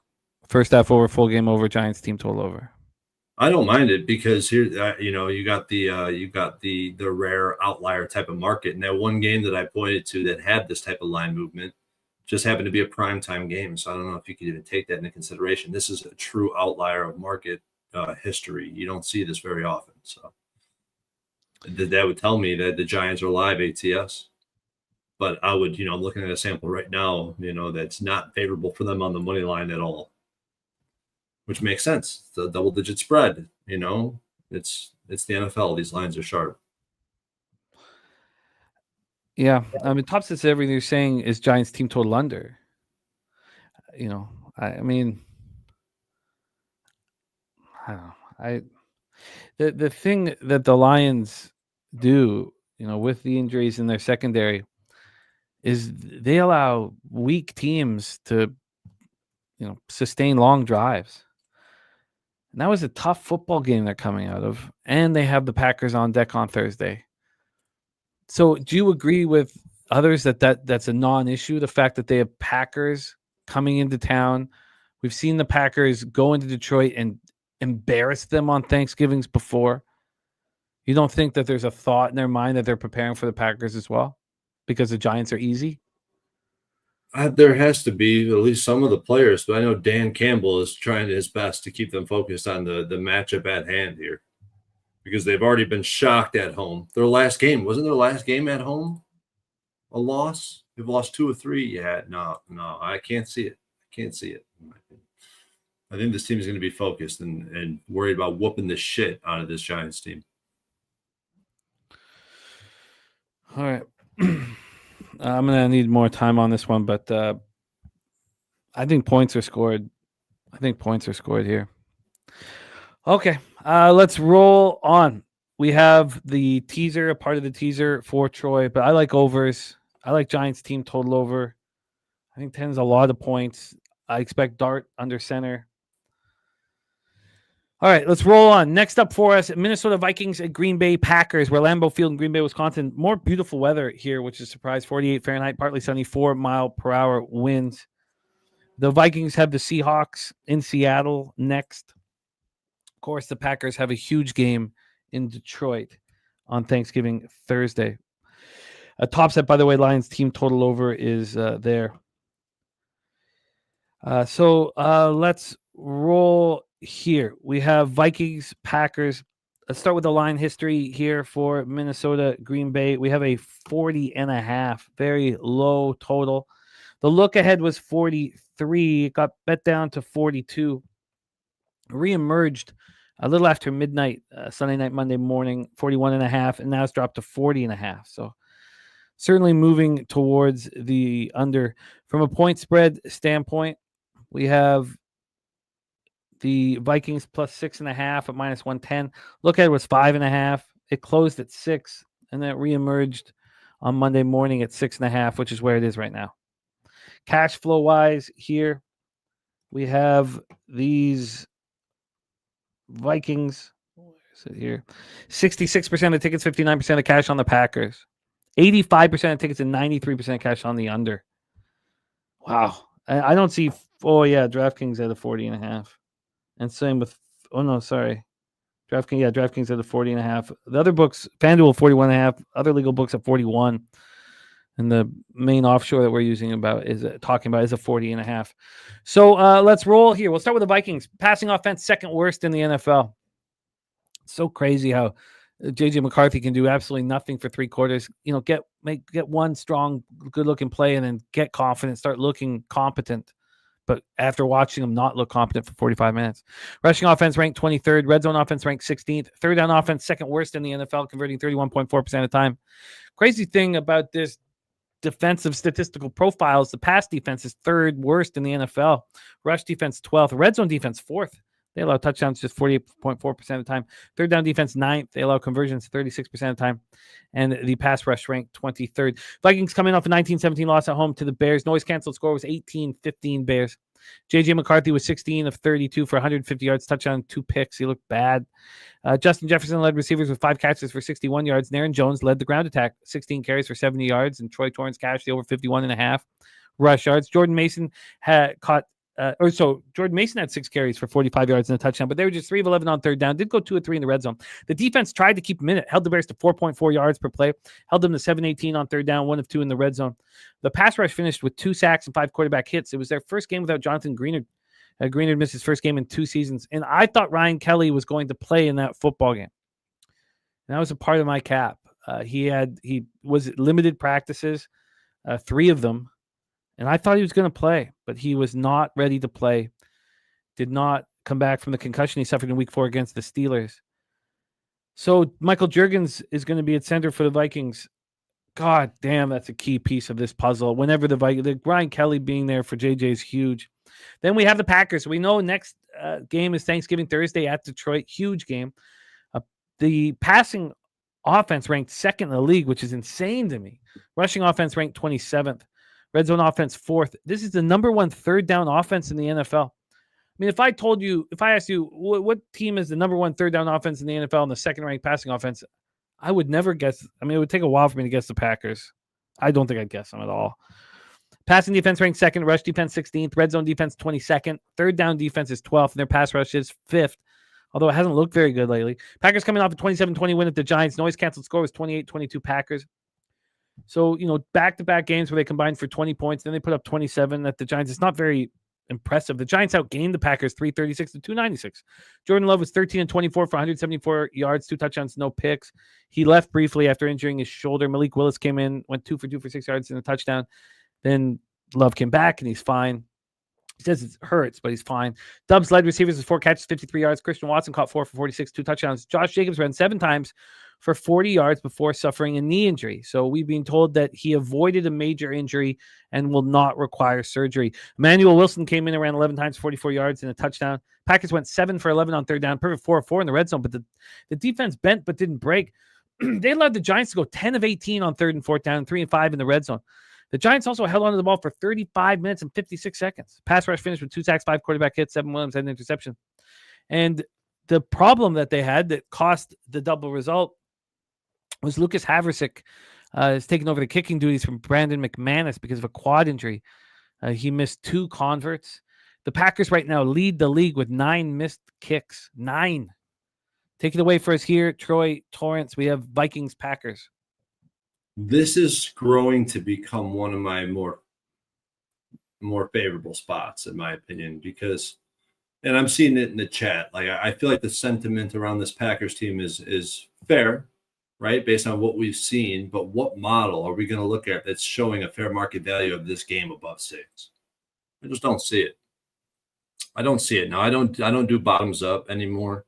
I used to do it, then reference where that bottoms up approach is compared to the line being offered, but it's kind of worthless. And it's actually taken me in the wrong direction a few times. But I will say that I think that those models they're going to be short of this 6 number. Everyone's going to see value in this 6. What have they done? What has the Packers team done to deserve this spread? They beat the Giants in Winston by 7 points. They lost 10-7 to the Eagles at home. They lost 16-13 to the Panthers at home.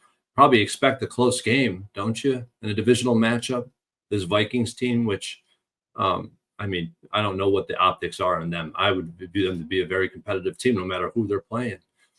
And I think that the importance of Tucker Kraft continues to show up. I doubt that that's why people would be looking away from this Packers team. But if I was going to be looking away from this Packers team, it'd be because Tucker Kraft. It was clearly Love's best receiving option, not only numerically, but from a talent perspective. Lateral quickness. I know he didn't have straight line speed. Ton of lateral quickness, IQ. Love throwing to him was 80% completion rate. And, obviously the best red zone option, the most yards after catch. He was great. And losing him definitely matters. And I still think defensively that this Packers team is a force to be reckoned with because they have Hafley running complex zone coverages behind a great pass rush. Parsons is elite. I don't care what's being said. The impact he makes is visible every single Sunday, and that's why his PFF grade is the way it is.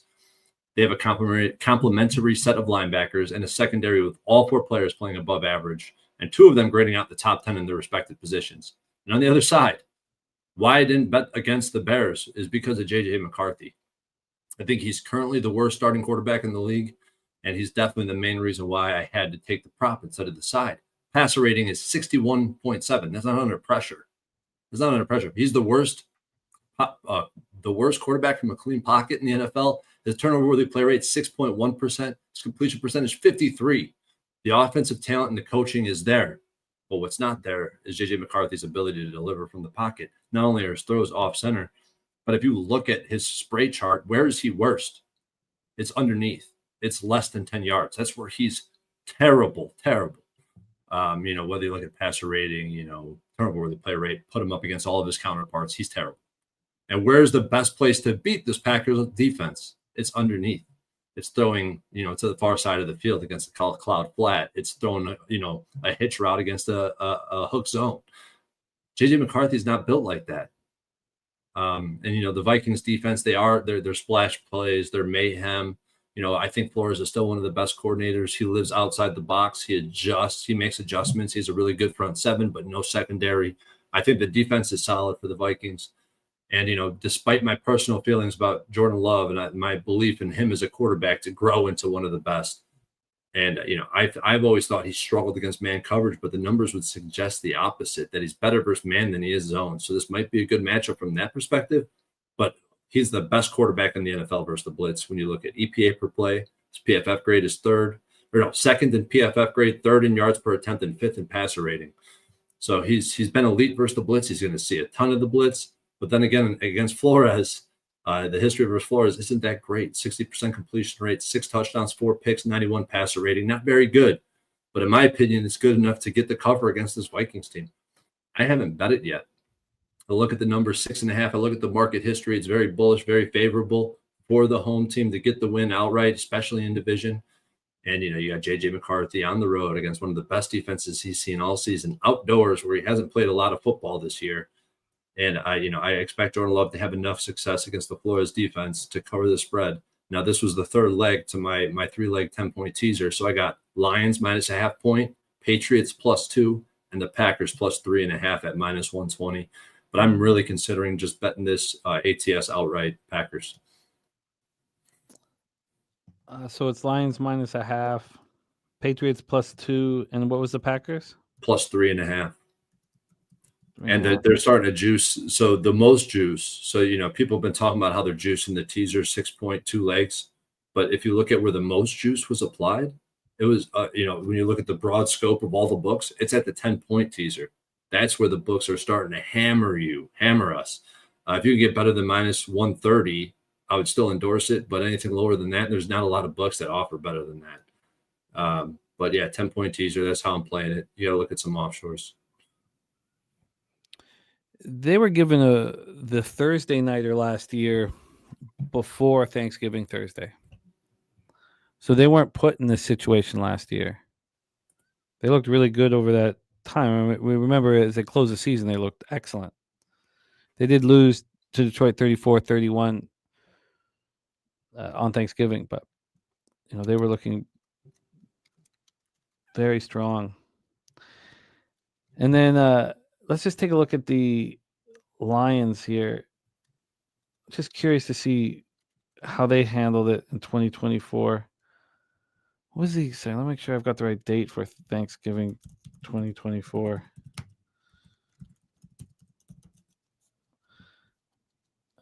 Sorry, here very quickly. And it was, oh my God. All right, it's going to take me a second to pull this up. There, November 28th. Okay. And then, oh yeah. The last year was the Lions against the Bears. Lions won 23-20. Did not look good. It was a low-scoring game. It surprised everybody. Yeah, the Bears made a comeback and potentially could have won that game on the last possession. Yeah, and then the Packers played Miami.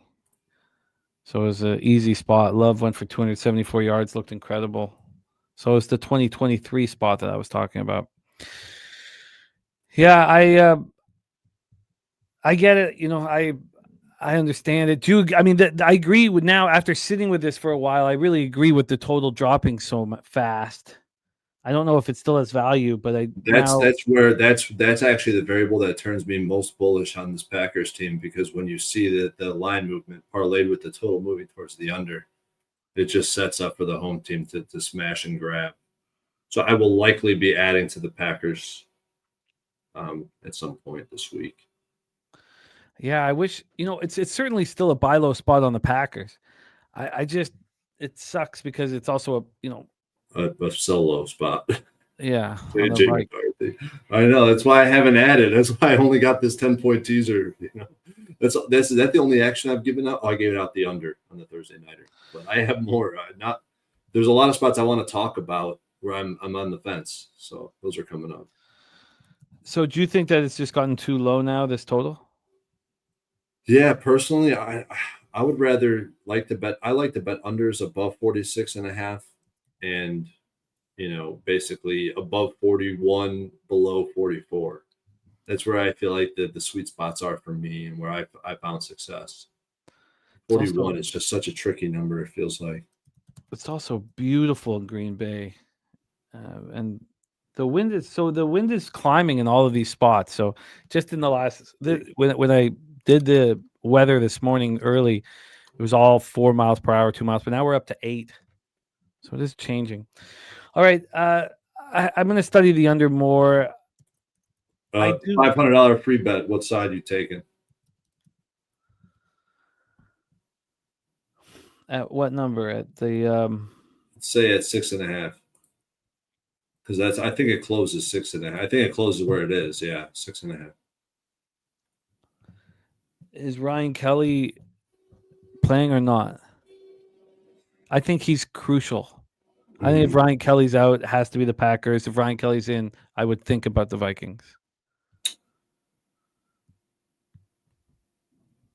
Maybe I overvalue him. But grade-wise, the difference between him and Michael Juergens is enormous. All right, let's roll on. I also do have some concern about the Lions on deck. But let's roll on. We move on to 1 p.m. Eastern. Seattle Seahawks 7-3, 4-1 on the road. The Tennessee Titans 1-9, 0-5 at home. We're at Nissan Stadium, Nashville, Tennessee. More beautiful weather. 64 Fahrenheit, partly sunny. 2 miles per hour are the winds. Seahawks, no look ahead. They're at home versus the Vikings next week. Let's get into the line history here for this one. We have the Seahawks minus 13.5. Look ahead was 12.5, and it closed at 13. Then reopened at 12.5, and now we're at a 13.5. So that's a high watermark for the Seattle side of things. From a total perspective here, we have a 40. A 40. The look ahead number was 42.5, and it got up to what did it close at? It closed at 43.5. Reemerged at 42.5. Now we're down to a 40. A 40. Like, I know the Titans can't score, but that's very, very low. When we get to the cash flow here, we have 72% of tickets and 87% of cash on Seattle. 72 and 87, 13 and a half, 13 at the legal books. Taking a look at the cash flow for the total, we have to go to action. So let's do that here. Move over to the Seattle, Tennessee spot. We have, so here we go. 72% of tickets, 81% cash on action on Seattle. 56% of tickets and 69% of cash on the over, and yet this is moving towards the under. Let's start with the Seahawks. Their passing offense ranked 5th, rushing offense ranked 3rd, red zone offense 10th, third down offense 14th. A very strong offense. I know they're coming off very tough 21-19 loss to their division rival, the Rams, but passing defense ranked 6th, rush defense 7th, red zone defense 11th, third down defense 7th, pass rush ranked 10th. It's a very good defense, but just not as good as the Rams at this point. Seahawks coming off that tough loss. Noise canceled scores 18-14 Rams. It's an interesting noise canceled score because Seattle outgained the Rams 414-249, and the noise canceled score still was still 18-14 Rams. And the 4 turnovers. Oh, yeah. That seems like it should be canceled out a little bit. That's what I would think. Yeah. I was shocked to see it. Also, Seattle had 14 more first downs than the Rams. So Sam Darnold, 29-44, 279 yards, no touchdowns, 4 picks, personal 10-game road winning streak snapped. Jackson Smith in the Jigba caught 9 for 105 yards. He's the first player of the Super Bowl era to have 75 yards receiving in each of his team's first 10 games. Unbelievable. Tied Steve Largent's Seahawk record with his 700-yard game of the season. Kenneth Walker ran 16 times for 67 yards, touchdown, caught 3 for 44, looked good. Seahawks were 7-16 on third down, but just 1 of 4 in the red zone. I mean, they won the time of possession battle with the Rams 37-49 to 22-11 and lost the noise canceled score. Defense held the Rams to just 2 of 11 on third down, but allowed the Rams to go 3 of 4 in the red zone. They held Stafford to a season low 130 yards, but the pass rush was quiet. 0 sacks, 3 quarterback hits. Linebacker Tyrese Knight didn't return after being evaluated for concussion. He's in concussion protocol. And Mike McDonald said that Gray Zabel is day-to-day with a knee injury, an important guard there for the Seahawks. Let's talk about these Titans. I don't think there's any look-ahead spots for them. Sunday at home versus Jacksonville's next for them.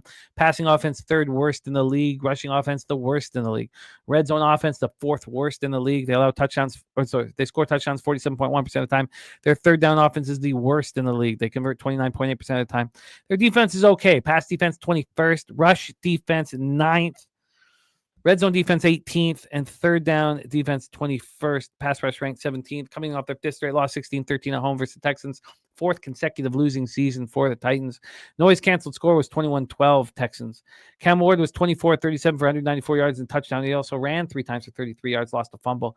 Chig Okonkwo led receivers with 3 catches for 56 yards. They only produced 229 yards and 4 yards per play. 6 of 15 on third down, 1 of 1 in the red zone. They were flagged 9 times for 62 yards. And who was the problem? J.C. Latham.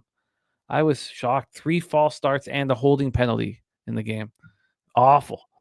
And he's a highly thought of lineman. The defense was strong, tried to keep the Titans in it, held the Texans 4-14 on 3rd and 4th down, held them 1 of 3 in the red zone. Pass rush had 4 sacks and 8 quarterback hits. And they got back important players. 3-time Pro Bowl defensive tackle Jeffrey Simmons came back. Outside linebacker Arden Key came back. And then Calvin Ridley came back. But, of course, he broke his right fibula in the first play for him from scrimmage. So he is donezo. Take it away for us here, Troy. Seahawks, Titans. This is a really tough game that I don't have action on currently. I'm getting asked in the chat, but I think a very sharp question and exactly how I'd want to look. Now, I kind of altered my lines a little bit to try to get a bigger sample, and I couldn't because there's only 2 dogs that have been 2 home dogs where the total was where they're dogs of 10 or more, of over 10, I should say. So only 2 instances where there's a home dog of more than 10 with a total less than 43. Only 2 since 2022. They went 2-0 ATS. That is the home dog. 2-0 ATS, 1-1 straight up, and 2-0 to the under. The funny part is if you take off the filter on the total, it's actually 8-4 to the over. 8-4. So that means 8-2 to the over if the total is greater than 43. Pretty shocking. And right away, that makes me want to look towards the Titans. It makes me want to look towards the under. And I start to think about this game like originally, when I started looking at Titans games, I just don't want to handicap them because you can't back them They're offensively inept. Success rate constantly below 40%. They're, I feel like, waving the white flag, and the coach is a dead man walking, and you can't fade him because I refuse to sell this low on any football team. And on the other hand, the Seahawks, they somehow pull out the cover despite 4 turnovers. Like, we knew Darnold was going to struggle a little bit after the cakewalk he's had. We talked about the noise cancel score, but the defense is very strong, holding the Rams to a season low 35% success rate. That's shocking of how good that defense played. And if they can keep Darnold in favorable game scripts where he doesn't turn the ball over, the Seahawks team is legit. And I don't want to waste a ton of time on this football team. I mean, in theory, on paper, the Seahawks should be able to name their number, but this game isn't played on paper, and I think it could be a little air let out of the balloon type of moment. Remember how this Seahawks team has been winning games by 20 plus. I mean, the noise cancellation score suggests way more, closer margins, turnovers, defensive touchdowns, special teams touchdowns. I refuse to sell low on this Titans team. It'd be Titans or pass. I just have not moved on it yet. Titans or under or pass. Yeah, the total's gone so low, and it's also beautiful. I mean, a lot of these spots that we attack, the weather's helpful, and it's just perfect weather on Sunday, which does take a little bit away from all of this. I'm not sure if Gray Zabel plays, he's not going to be able to play, 90% of the snaps. Jalen Sundell, their center's being placed on IR with his own knee injury. So yeah, Jared, you're right. They don't do nothing well, but they have covered 2 home games in a row. Yeah, they made us good money on Sunday. I guess it should be moving towards the under because the Titans will have a difficult time scoring.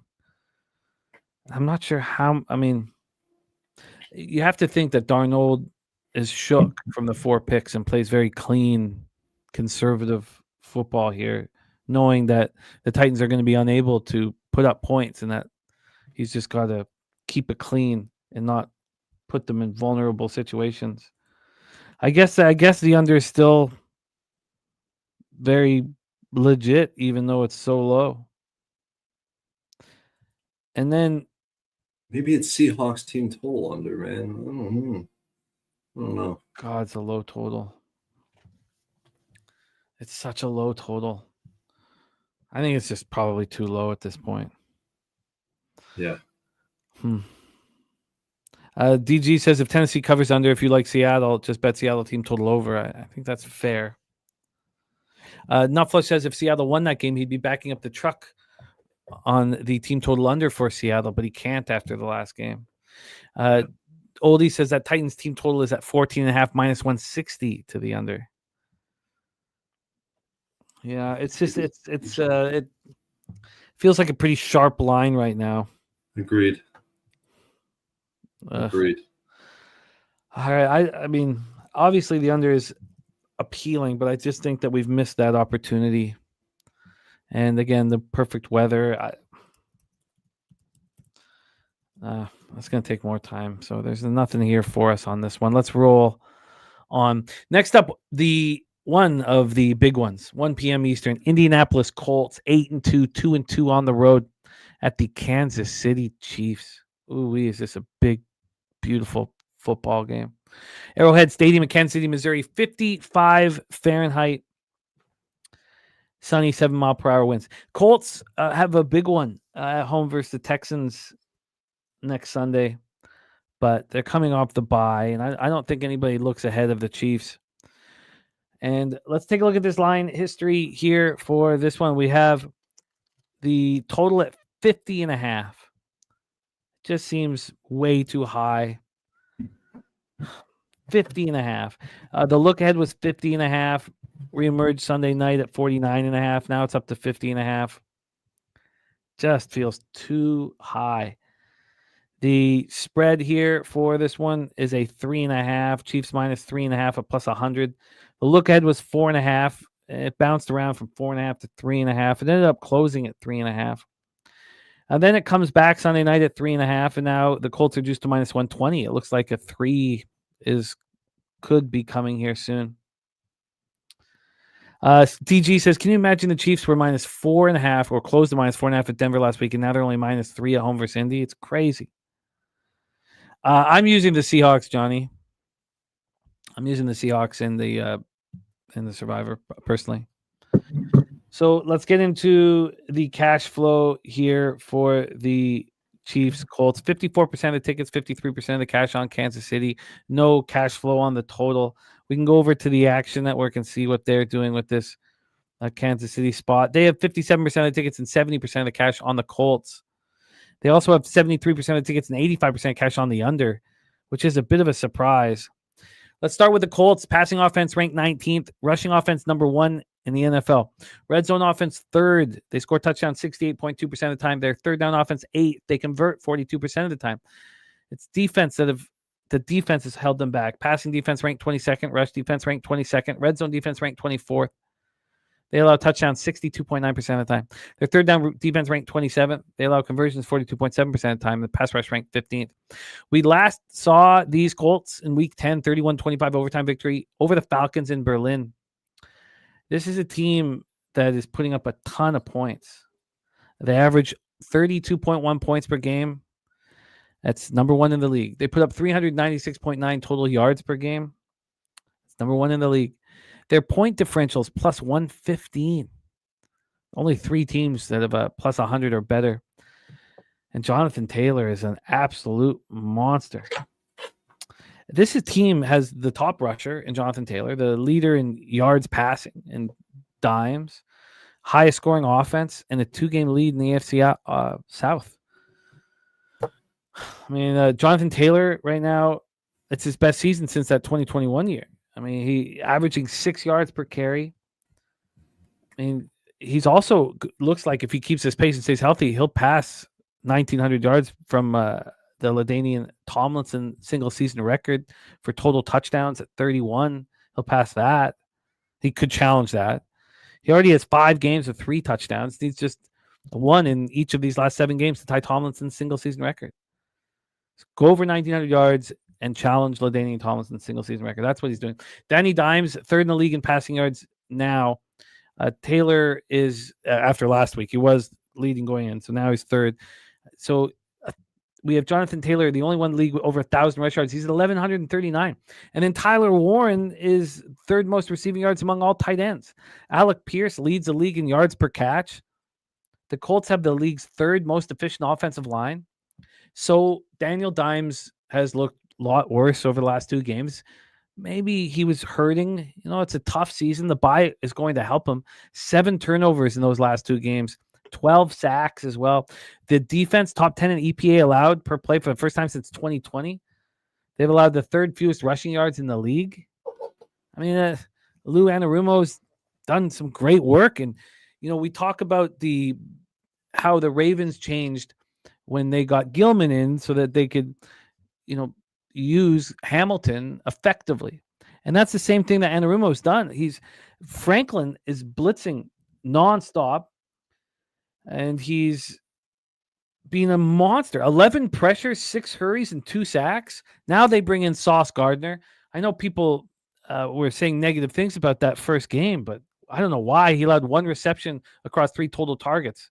And Charvarius Ward is expected to be back. They hope he's back. Missed last 4 games.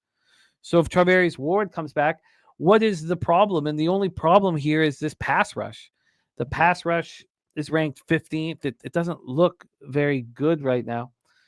And that's the only, I mean, Latu is being the best part of this. DeForest Buckner is on IR. So does Adebo Aware. So they're dealing with some injuries here. And the pass rush, Latu is the only guy in the top 50 pass rush grade at the position. So this is a team that's ready to rock. Now, this is an angry Kansas City Chiefs team, 5-5. And what do the Chiefs have on deck? Thanksgiving at Dallas. Thanksgiving Thursday at Dallas. I mean, hard to imagine they're not slightly looking ahead. Passing offense ranked 20th, rushing offense ranked 8th, red zone offense ranked 7th, third down offense ranked 9th. It's very strong statistical profile for a team that's 5-5. Pass defense 3rd in the league, rush defense 13th, red zone defense 10th. Their third down defense is 23rd, and their pass rush has been very, very weak. Chiefs came out of their bye week and laid an egg in a 22-19 loss at Denver. Noise-canceled score was 25-20 Chiefs, but that doesn't pay any bills. Chiefs have won this division every year since 2016. Could they possibly not make the playoffs? Mahomes 29-45 for 276 yards, touchdown, interception. Kelsey led receivers with 9 catches for 91 yards and a touchdown, but they were 5 of 14 on 3rd and 4th down, 1 of 4 in the red zone. The Broncos averaged 5.6 yards per play. They outgained the Chiefs 342 to 311. The defense struggled with the game on the line. They did hold the Broncos to 1 of 5 in the red zone, but it wasn't enough. Pass rush had 2 sacks, 5 quarterback hits. Doesn't look very good. Pacheco inactive with a knee injury, listed as questionable this week. I mean, look, it's got to be a buy low spot on the Kansas City Chiefs, but take it away, Troy Torrence, Colts, Chiefs. I mean, it literally took every fiber of my being not to fade the Chiefs this week. I mean, and the only reason I haven't faded them is because I know my bias and my emotional response after last week. And it's reminiscent of how people get with Steelers markets, where they want to buy them, then they want to fade them when they lose with them, then vice versa, and vice versa. And it just keeps patty caking. And I also look at this 3.5 line as completely and utterly bullish for the Kansas City Chiefs. The Colts offense versus the Chiefs defense. And in the years past, we've seen Spagnuolo play single high, man coverage. This year, we're seeing a lot more zone 2 high safety schemes. And, I've also seen some coverages from Spagnuolo where the cornerbacks are seemingly in man-to-man defense while everyone else is playing zone on both sides of the formation, which you don't see. You don't see. So I don't know how some of these websites post these metrics on, oh, this team plays 2 high, this percentage. This team plays cover 4, cover 3, this percentage, because a lot of that I see is completely wrong. But Daniel Jones against 2 high shells. One thing that the Chiefs have done a lot this season is yards per attempt increase from 8.5 to 10.2. He is the best quarterback in the league this season against 2 high shell. Completion percentage up to 73%. That's a 6% increase in EPA per play through the roof. The last time we've seen him play this style of defense, he got embarrassed early by the Pittsburgh Steelers. It was the first game where they removed Ramsey to strong safety. And then, as time went on, we've seen him gain confidence, and he kind of torched the Steelers late. But it was kind of in garbage time at that point. And you could look at this matchup and say one of 2 things. Indiana Jones destroys 2 high shells, or good defensive coordinators will be able to put a scheme to surprise him, like Tomlin did. And one thing's for certain, it's much easier to beat a 2 high shell when you have the luxuries the Colts do. Elite play calling. I talk about this all the time. Heavy run, read option, RPO, all the different options they have. The running back who consistently beats light boxes, and a quarterback who knows how to execute. But then you look at the other side of things. You say Daniel Jones outdoors the last 2 weeks. Really his only 2 games outdoors on a grass field. It was terrible. 47 PFF grade. That's the worst in the NFL. Passer rating 76.5. Turnover worthy play rate 9%. 2 touchdowns, 4 picks. His PFF grade versus Atlanta was 44. Versus Pitt, it was 53. He actually performed worse versus Atlanta than he did, per PFF. And I think the Colts. I would say that's a feather in the cap of the Kansas City Chiefs. I really do. And then on the other side, the Colts defense against this Chiefs offense. I was a non-believer in this Colts defense. They get gashed versus good rushing attacks, even more vulnerable, even more so without DeForest Buckner, and they're vulnerable in the passing attack, right? But particularly without Charvarius Ward. However, you can counter both of those points because Sauce Gardner will pick up where Ward left off. And if Ward comes back, they're going to get 1 and 1+. And then you get the Chiefs, who are not able to take advantage of the interior D-line issues of this Colts team. I believe the Chiefs are going to find success on offense, but they're going to be able to score in the red zone. We've seen some problems. I'm starting to see some problems from old Patrick Mahomes. Then one other thing about this game is Lou Anarumo, the Colts defensive coordinator, the old Bengals defensive coordinator, who is known to give Mahomes problems with dropping 8, the defensive stunts, not blitzing, only rushing 4 or less. And he's given Mahomes problems. Against Mahomes, he's 3-3 straight up, holding Mahomes well below his elite normal, right? 6.8 yards per attempt. He's 8 yards per attempt on his career. A 90 passer rating, he's got 105 passer rating on his career. And most of that 6-game sample was with Tyreek Hill in the lineup. I feel like I've come full circle. I wanted to fade the Chiefs. I know all the models out there are going to see this line over 3 or more. And they're going to say, hey, there's a lot of value here on the Colts. And I just don't see it this way. If there's one model I do trust, it's the bookies. And if they're pricing this game north of 3, I do not want the Colts. We faded the Colts successfully 2 games in a row. The 2 games where they're outdoors, on the road, on grass. We cashed both of them. And now they have a team of the highest pedigree. I'm not saying they're the best team, but they have elite pedigree, and they're desperate. I don't think they're looking ahead at all. It's hard to imagine them not looking ahead, but they're 5-5. This is a must-win game for the Chiefs. I want to be on the Chiefs, but I haven't bet it yet. Well, I think we have to make the same bet as last week. Buy the Chiefs down to -3, which is cheap. Well, not really cheap, but not expensive. Take the double result and add the first half and full game under. I think this game requires 4 bets. I'm probably not going to be moving on unders, but I will be moving on the Chiefs. And there's a 3 -120 at Bet365 now. Consider me on the Chiefs and on the double result.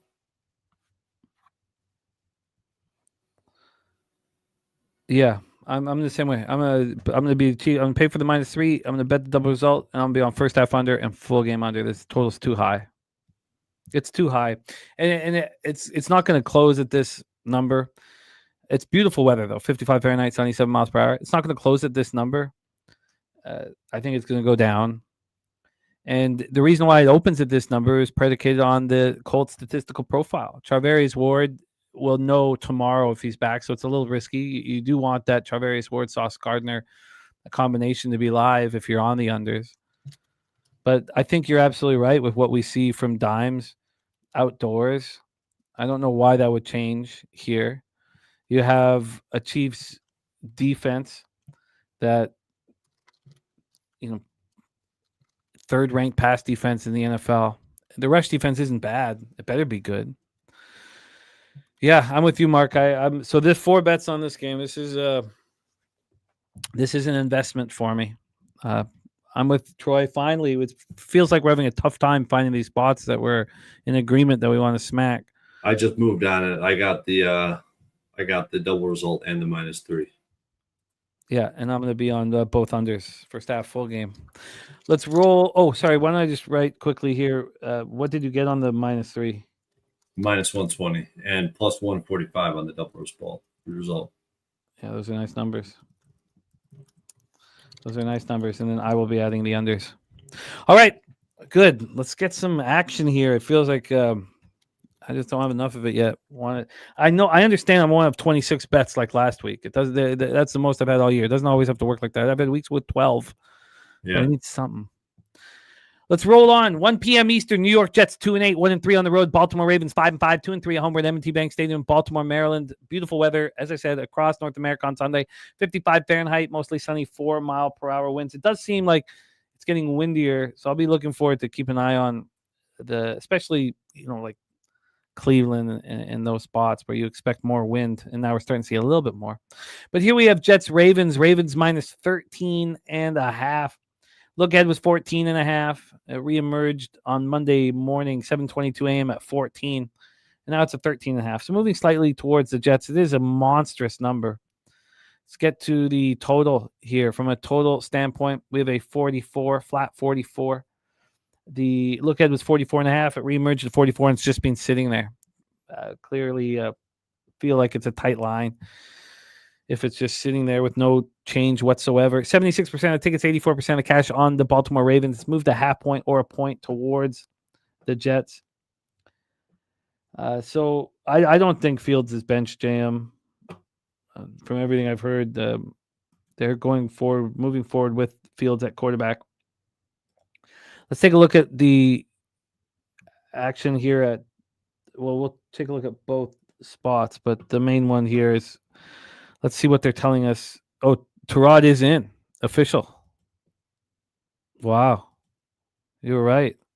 After what Aaron Glenn said about him, Jose saying that Tyrod is announced in. Thank you, Jose. Yeah, I thought I was under the impression Tyrod's in. Wow.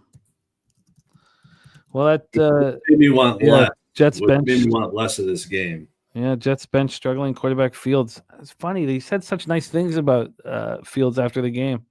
All right, Tyrod Taylor is starting here for the Jets. Thank you, guys. So let's start with the Jets. Their next game Sunday at home versus the Falcons. A passing offense for the Jets ranked 21st, rushing offense 26th. I mean, we can expect the passing offense to improve, of course, with Tyrod in there. Red zone offense ranked 23rd, 52.2%. Third down offense ranked 25th at 36.6% conversion rate. Pass defense ranked 23rd. Rush defense ranked 10th. Red zone defense ranked 13th, 58.3%. The third down defense ranked 13th, 37.4%. This pass rush is getting worse by the minute. No Quinn Williams. It looked weak. It's too bad they're waiting now for Tyrod. We would have cashed that over. Yeah, I know. It's a shame, bro. Jets come in off extra rest and prep after losing 27-14 at the Patriots on Thursday night. Noise canceled score was 25-18 Patriots. Patriots outgained the Jets 336-245.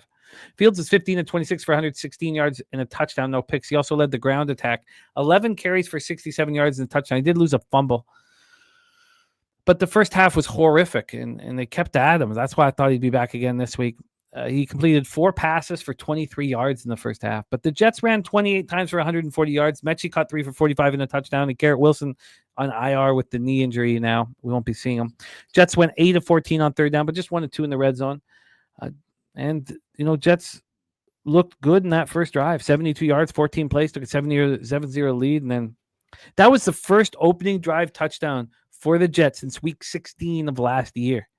The defense allowed the Patriots with a 5.4 yards per play, allowed the Patriots go 7 of 13 on third and fourth down, 3 of 5 in the red zone. Pass rush was playing without Quinnen Williams, who was traded to the Cowboys, 1 sack, 4 quarterback hits. So the Ravens have a Thursday nighter on deck, but it's at home versus the Bengals. Now there are rumors that it's Joe Burrow at quarterback in that football game. So there may be some prep because this is a weak opposition given to that game. Passing offense is ranked 27th, and rushing offense ranked 24th. Red zone offense ranked 28th, and third down offense ranked 13th. Now, we believe that the Ravens offense is better than that statistical profile. Pass defense ranked 5th, rush defense 24th. That pass defense getting better every single week. We look at the ratings. Red zone defense ranked 15th. Third down defense ranked 10th, and this pass rush is ranked 27th. It's not used to Ravens having a pass rush in this kind of ranking this late in the season. They come in off a tough 23-16 victory at Cleveland. Noise canceled score was 23-9 Ravens. Ravens outgained the Browns 351-187, but they're sitting 1 game behind Pittsburgh in the AFC North, and we get to see the Ravens Steelers play twice in the final 5 weeks of the season. Lamar Jackson was 14-25 for 193 yards, no touchdowns, 2 picks. Zay Flowers led receivers with 3 catches for 78 yards. Derrick Henry ran 18 times for 103 yards and a touchdown. Ricard's changed everything. We talked about it when he was hurt, but he's changed everything. The game-winning touchdown, the surprise run when it looked like it was going to be the tush push, that was a block by Ricard that opened the whole thing up. Like he's just massive back there. Ravens went 5 of 13 on third down, just 1 of 4 in the red zone. The defense held the Browns to 2 of 15 on third and fourth down, 0 of 2 in the red zone. Pass rush had 3 sacks and 10 quarterback hits. It looks better to me than this ranking at 27th. It looks much better to me.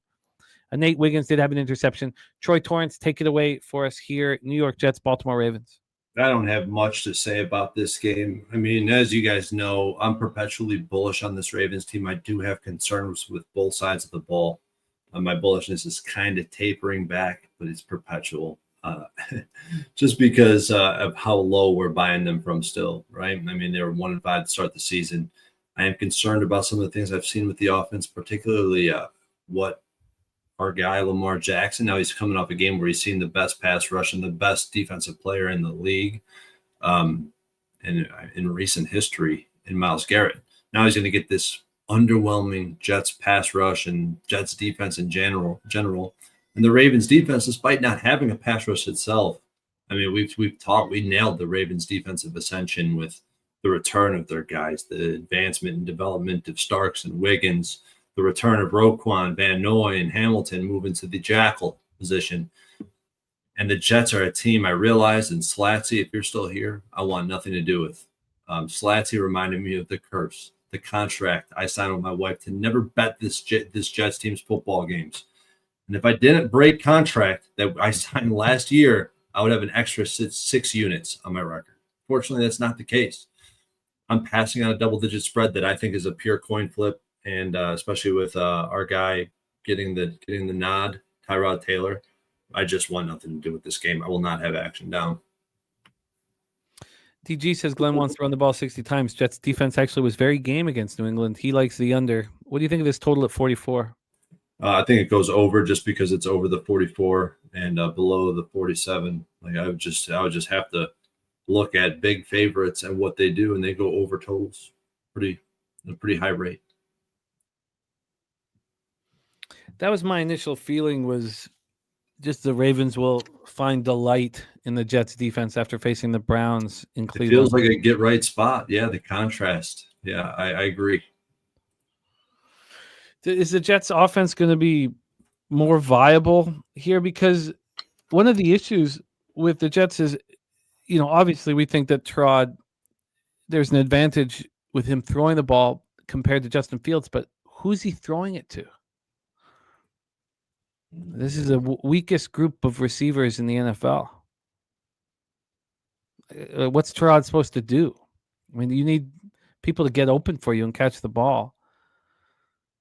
That's a concern. That's a concern with the total. But, I mean, I don't think you'd want a Ravens team total over unless it was a first half team total over. First half, that they're going to be pushing it. Second half, I'm not sold that they will be. If you had a free bet on the 44 total, you go over it? I go over the total. This total is going to take more time then. And, God, I guess and then I need to start reviewing all those Tyrod games as well. JM says that Ravens minus 18.5 in play. All right, that was a ugly breakdown. Let's move on to 4:05 p.m. action. Move on to afternoon action. We talk about the aforementioned Cleveland Browns, 2-8, 0-5 on the road at the Las Vegas Raiders, 2-8, 1-4 at home at Allegiant Stadium in Las Vegas, Nevada. Next week, Browns are at home versus the Niners. So no look-ahead concerns at all for the Raiders. I guess there's no look-aheads when you're 2-8. You don't care about what's next. You're just trying to get a win. The Raiders do play at LA, face the Chargers next Sunday. Let's take a look at this line history and cash flow. Set this up and hand it over to Troy Torrence. This total is a 36. Wow. Look ahead was 38, and it was bet down just to 37.5. Reemerged Monday morning at 37.5, dropped down to 36. Then it got back up to 36.5 before hitting 36 again. Just a very, very low total.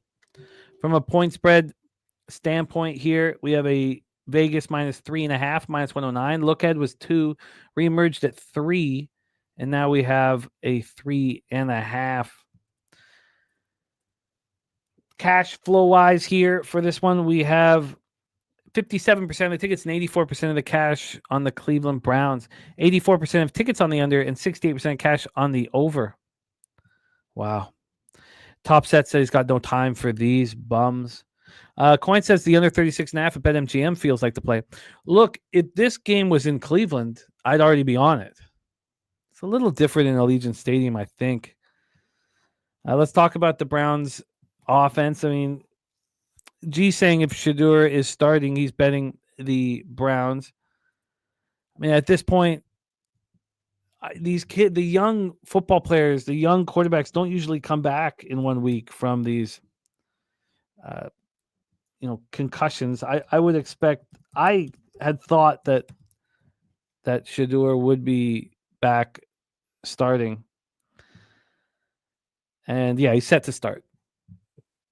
So I don't think, even if Dylan's good to go, I think they give Shedeur the start. That's my belief here. Is that yours, Troy? Yes, sir. Shedeur's in.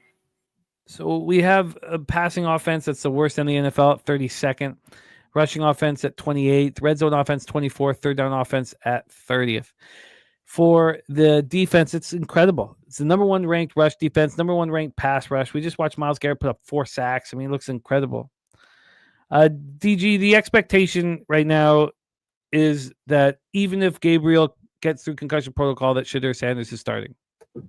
That's the expectation at this point. Their pass defense ranked 7th. The Browns' red zone defense ranked 7th. Third down defense ranked 8th. The Browns coming off a tough 23-16 loss at home to the Ravens. Noise canceled score was 23-9 Ravens. Browns were outgained 351-187. Dylan Gabriel was 7-10 for 68 yards before suffering his concussion, replaced by Sanders, who was 4 of 16 for 47 yards, no touchdowns, interception. He also fumbled, was fortunate not to lose it. I think it's a great thing for Shedeur to get thrown into the fire against in a really, really tough spot. You have to think this spot is easier. Digging says Browns as road dogs with rest advantage are 0-6 against the spread, losing by 10 on average. Wow. So we have Cedric Tillman leading receivers with 3 catches for 52 yards. Judkins ran 17 times for 59 yards. The offense was held to 2 of 15 on 3rd and 4th down, 0-2 in the red zone. The defense tried to keep the Browns in it. Garrett was a monster. 4 sacks and 5 quarterback hits. First player since Arizona's Chandler Jones in 2019 with 2 games of at least 4 sacks in a season. Garrett set the Browns' single-game record with 5 sacks in that loss at New England on October 26th. Leads the league with 15 sacks. First player in NFL history with 5 straight seasons with at least 13 sacks. Mike Hall Jr. added a sack and 2 quarterback hits. Devin Bush returned an interception for a score, and Carson Schwessinger also had a pick. They held the Ravens to 1 of 4 in the red zone. Offensive tackle Cam Robertson suffered a knee injury in the second quarter. He's listed as questionable. Cornerback Dom Jones and offensive tackle Jack Conklin also suffered knee injuries. It was a tough game. Very, very tough game. And now let's talk about the Raiders. They play next Sunday at the Chargers. Passing offense ranked 28th, rushing offense 30th, red zone offense 30th, third down offense 21st. I mean, it's almost as bad as the Browns. Their pass defense is ranked 31st, rush defense ranked 28th, red zone defense ranked 16th, third down defense ranked 30th, and they have the 22nd ranked pass rush. Raiders are on a short week after suffering their 4th straight loss, 33-16 at home to the Cowboys on Monday night. Noise canceled score was 31-15 Cowboys. Raiders lost 8 of 9, outgained 381-236. Geno Smith was 27 of 42 for 238 yards, touchdown and pick. Brock Bowers led receivers with 7 catches for 72 yards. That run game was nowhere to be found. Ashton, Genty, and Raheem Mostert combined for 8 carries for 13 yards. 32 pass plays and 3 runs. That's what the Raiders called. Geno Smith scrambled for 7 yards. That was it. 3 runs in the first half. Crazy. They're only the 3rd team since 1991 with at least 30 or more dropbacks and 4 or fewer runs in the first half. The 4 rushes were also the Raiders' 2nd fewest in the first half since that year. I mean, it's just crazy. Vegas finished with 12 rushes. That's the 12th fewest in franchise history. Raiders were 3 of 12 on 3rd down, 1 of 3 in the red zone. The defense looked awful. Cowboys put up 381 yards and seemingly could get whatever they wanted. Cowboys were 3 of 5 in the red zone. Pass rush was meek, man. Crosby had the 1 sack, 2 of the team's 4 quarterback hits. Take it away for us here, Troy Torrance, Browns, Raiders. We have a good grasp of who these teams are. The Raiders are good against teams who want to run the football. You know, they allow their front 7 to play and tackle the ball carrier, and that's their strength. And that's a pretty good spot to be in against this Browns team who wants to run the football. Now, we don't know what that looks like exactly with Shedeur Sanders, but if how he's played is any indication, I would say he's going to stay the same. They're going to be trying to run the football. And they're good against teams who struggle to stop the run. And so there's one good element for their offense, and there's a terrible element on the other side because they want to take the ball out of Geno Smith's hands. Trust me. This guy is not a good quarterback, and unfortunately, they're not going to be able to do that, because the Browns are going to lock up the run. Yeah, apparently the Browns on their side of the thing, like they've been different on the road. It's really hard to explain. I don't think it's very objective, but they give up defensive scores, special team scores on the road. Just ridiculous things happen. The defense is elite, but this is the worst offense in the NFL. Now you insert Shedeur Sanders, and people are selling this kid after watching him take 30 snaps, thrown into the fire. I think it's a good thing. I think he comes into the week absolutely locked in. Don't get me wrong. It was terrible. 4 for 16, 47 yards a pick. He had a 13.5 passer rating with 14% turnover-worthy play rate. That is disgusting. But he was thrown into the game, not ready, behind the offensive line that's 32nd in pass blocking. The weapons are subpar, and the scheme is atrocious. Given a full week to prepare, I expect him to be better, or at least, push the ceiling higher versus what his counterpart was able to do in Dylan Gabriel. The question is, how will Geno Smith do versus this Browns defense? Because they sure as hell won't be able to run the ball. And Geno Smith, we talked about it last week, he self-destructs under pressure. We know the Browns are going to get pressure, but he thrives versus man coverage. He knows we're going to get man coverage. And, people are talking about Myles Garrett. I think he's worth more to the spread than some quarterbacks, than a lot of quarterbacks in the league. I mean, it looks very easy in this matchup to take the under in the Browns. I think that the 3.5 is definitely showing strength in favor of the Raiders. I don't think either team is going to be able to run the ball efficiently. Both teams will be prone to turnovers, which I think is a configuration you want for overs. Shedeur Sanders offers some some upside explosiveness compared to Gabriel. And if there's any way to beat the Browns defense, it'd be through the air. I feel like the database is kind of a split decision on both the side and total. So, if it were me, I kind of think this game goes over the total. And I think that I guess I would have to be on the Raiders at 3.5. I mean, this is ridiculous. So, yeah, I have no action in this game. I'm still considering making a move, but I haven't moved yet. Top Set and DG discussing Operation Garcia, betting all the player props unders, but I mean, obviously I'm a little jaded with these last couple home games. I mean, last night had 49 points, could easily have been more. I was, pretty fortunate to cash a live 53.5 and under 56.5 live. The game before that at home was 59 points were scored. Now, earlier in the year, the games weren't as high scoring. There was 30 points scored against the Titans. Maybe you can, if Cam Ward is having such a tough time getting points on the board, why would Shedeur have an easier time? 49 points scored in that Bears game. That should have been higher than that. So 3 of the last 4 games, have basically been around that 50-point plateau. That first game against the Chargers was really bad, really low scoring. 36 just seems so low. Seems too low. Because I expect a lot of passing and I expect turnovers. Good reasons to bet the over. Let's just go over. I mean, the Browns on the road, we know it's been a very different story, but I still like the Browns on the road defensively. We've only seen them once this year indoors. Oh, no, that's not true. We haven't seen them at all. They haven't played indoors on the road yet this year. Oh, yeah, sorry, at the Lions. Thank you. Sorry, my bad. 34-10. They lost 34-10 indoors at Detroit. I just yeah. I mean, I think so hard, isn't it? You can sit here waffling him and Hall the entire time. That's what I want to do in this game. This Browns pass defense is so good. The one thing that happened last night was if you have any faith or any want at all in the Raiders, you needed Trey Tucker to be a WR1. He has to be. It's Lockett does not have it in him. Trey Tucker has to be able to stretch defenses to give Brock Bowers a chance, and that happened last night. Finally. Brady says, I wonder a week before Thanksgiving, if you're a 2-win team, you're in Vegas, you might enjoy your Saturday night. He says the Browns team total under looks right to me. Yeah, I do. And you start thinking about the unders too. That makes a ton of sense, Birdie, man. And I think Bowers is in a tough matchup if he's going to pull Devin Bush. These coverage backs. Unders make too much sense, almost so much sense that it makes me want to bet the over. And so here, let's go to the side. You were sitting in a fucking sports book. Can I give you $1,000? Say, go to the window, bet the side, split the profits. Are you on the Browns or the Raiders here? Oh, this is tough because I just got done fading the shit out of this Raiders team, and I backed the Browns to probably the most this season. So with your money, yeah, I'll be on the Browns plus the 3.5. Actually, I'd probably tease it down and take the 3 and not pay the juice on this case. Does Shedeur throw for 150 yards? Yes.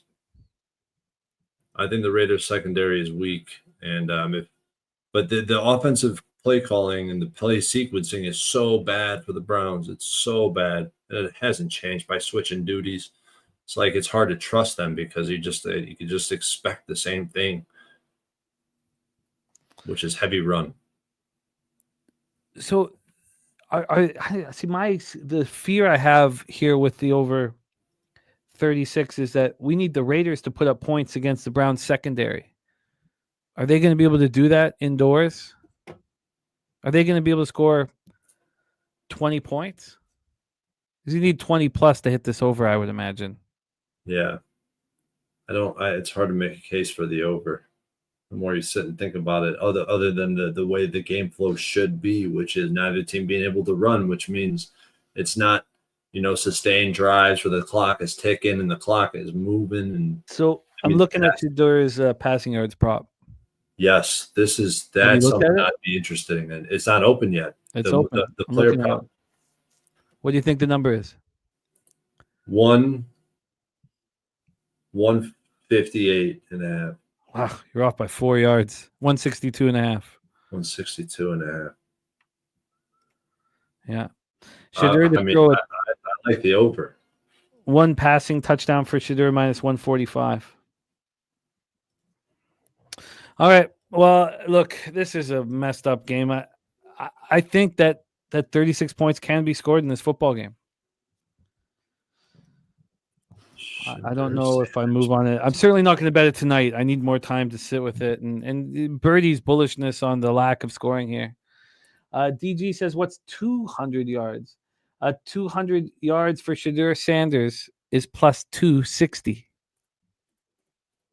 Wow. Yep, I'll be looking that way. It's funny that you bring up the props in this game when the big, bold, red letters under all my notes on this game is prop game. I just didn't get there. It's a good call, Jimmy. It's a good call. I will probably be on props in this game. One way or the other. Rushing totals under or passing props over. It's going to be one or the other. Wow. Donut Silk's a 17-16 type game. Huh. Okay. I have some interest in the over. Donut Silk said, I don't think this gets over 30, though. Again, look, if this was in Cleveland, be totally different story. But all right, let's roll on to our next spot on the board. 4:05 p.m. Eastern. We have the Jacksonville Jaguars, 6-4, 2-2 on the road at the Arizona Cardinals, 3-7, 1-4 home State Farm Stadium in Glendale, Arizona. Jags have a meeting at Tennessee next week here. Let's take a look at this line history here for our next spot on the board. Jags cards. We have the Jacksonville Jaguars minus 2.5, minus 118. The look ahead was a pick 'em, and it closed at, what did it close at? It closed at a pick 'em. No, that's not true. Sorry, when they closed, the Jacksonville went to minus 1.5. Sorry, minus 1.5. Reemerges at 2.5, which is there where it is right now. 2.5. From a total standpoint here, we have these Jaguars and Cardinals at 47.5. It's 47.5. The look ahead was 46.5. It dropped down to 45.5. For it reemerged at 47, and we have a 47.5. Cash flow wise here, we have 85% of the tickets, 86% of the cash on Jacksonville. I mean, we watched the Chargers here destroy the Steelers. That was our expectation. And I was extremely uncomfortable with them going to Jacksonville. And I despise Jacksonville. I did not think that Jacksonville was just going to annihilate the Chargers. But I just don't understand how when Jacksonville has a good game at home, you don't line up to fade them in their next game. Yeah. Yes, sir. Let's go, Jimmy. Let's go. 60% of tickets on the under and 95% of cash on the under. DG, like the under on which one?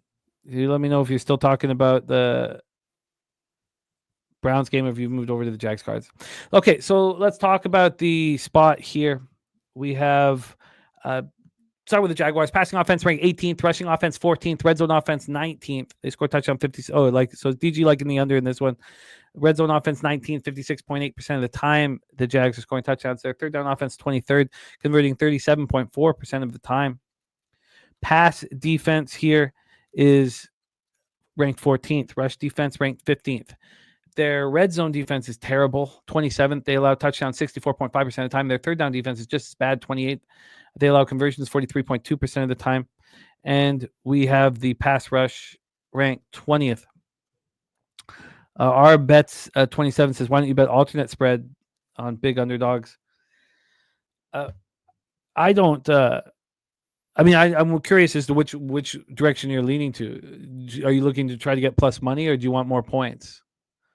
I don't ever need more points, and I don't cheat anything the opposite way to get a plus 130 or plus 145 either. I just want to stack wins, honestly.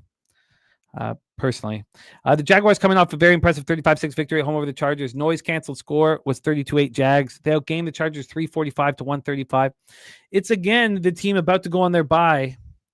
A good team's about to go on their bye. Bad teams seem to be locked in for whatever reason, like the Saints 2 weeks ago. Good teams seem to be falling apart.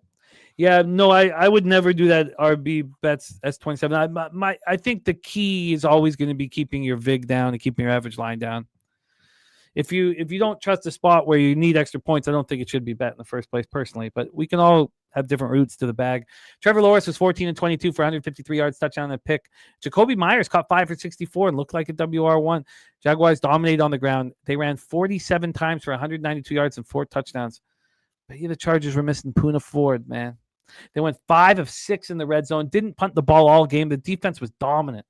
They held the Chargers to 8 first downs and 4 of 15 on third and fourth down. Held them to 0-1 in the red zone. Pass rush had 3 sacks, 6 quarterback hits. I do not believe in this pass rush at all, but they look good against the weak Chargers offensive line.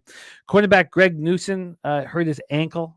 It ruled out halftime. Trayvon Walker hurt his right knee. The injury report's going to be important, very important. They're both listed as questionable this week. Then we have these Arizona Cardinals. They're a very tricky cap. Very, very tricky cap. Passing offense ranked 13th. Rushing offense ranked 20th. Next week, they're at Tampa Bay. Red zone offense 18th. Third down offense 5th. Their pass defense is ranked 21st. Rush defense ranked 27th. The defense is bad. Red zone defense 18th. They allow touchdowns 59.5% of the time. And their third down defense 14th. They allow conversions 37.9% of the time. Pass rush 26th. The Cardinals coming off an ugly 41-22 loss home to the Niners. The noise canceled score was a 27-27 tie.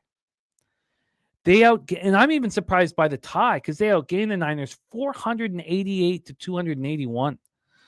The Cards offense averaged 6.9 yards per play. Jacoby Brissett's 47 completions set an NFL regular season record. 47 of 57 for 452 yards, 2 touchdowns, 2 interceptions. Marvin Harrison Jr. injured. Michael Wilson led receivers with 15 catches for 185 yards. The running game was nowhere to be found, man. It looks bad. 14 carries for 36 yards and a touchdown combined. Offense 6 of 14 on third down, 3 of 5 in the red zone. They've lost 6 of 7. They were called for 17 penalties. That's a franchise record. That's also the most for any team in the NFL this season. They had 11 penalties in the first half. That's tied for the most before halftime for any team over the last 20 years. So who do we blame that on? And do we think they get their act together playing at home here, even though they were just at home and all this happened? So I'm sure there was a couple teams you played on in your life that just were not headstrong and were getting called for penalties. And I'm very curious, could that change from week to week, or is it just an issue with the personnel? If you could answer that when you break this down. The defense couldn't get any stops. Cardinals are the first team since 2000 to allow 2 touchdowns in the opening 6 minutes of back-to-back games. I mean, everything that went wrong, that could have went wrong. The Niners 4-5 in the red zone. Pass rush was invisible. 1 sack, 3 quarterback hits. And the surgery Marvin Harrison had was for appendicitis. So there's inactives all over the place. Demercado left the game with an ankle injury in the second quarter. Cornerback Garrett Williams with the shin left in the third. Their right tackle Kelvin Beachum left in the fourth. So as much as I want to sell the Jaguars high, I need that Wednesday injury report. Troy Torrence, take it away, my man. Really tough game, but I'm leaning the same way you are. Am I falling into the same trap I did with this Cardinals team last week? I bet the first half last week, but that line quickly moved way out of my range. I mean, the first half I bet it plus a half. Some injury announcements, it closed at 3. I mean, but you said it, the noise adjusted score was 27-27. That 27, I get it. Brissett threw 2 picks, but he also completed 47 passes. They had 6.9 yards per play. I mean, does that speak volumes about the Cardinals offense or the 49ers defense? And I'm going to make a case later, but I bought the Cardinals and faded the Jaguars incorrectly last week. And it was a true blowout what the Jaguars did. If the Jaguars can run the ball effectively and not allow Trevor Lawrence to drop back 30 plus times, they're going to be able to find success. I mean, they have a well-coached or at least coordinated defense and offense. Arizona's 25th in run D and 18th in yards per carry. They should be able to find some success on the ground.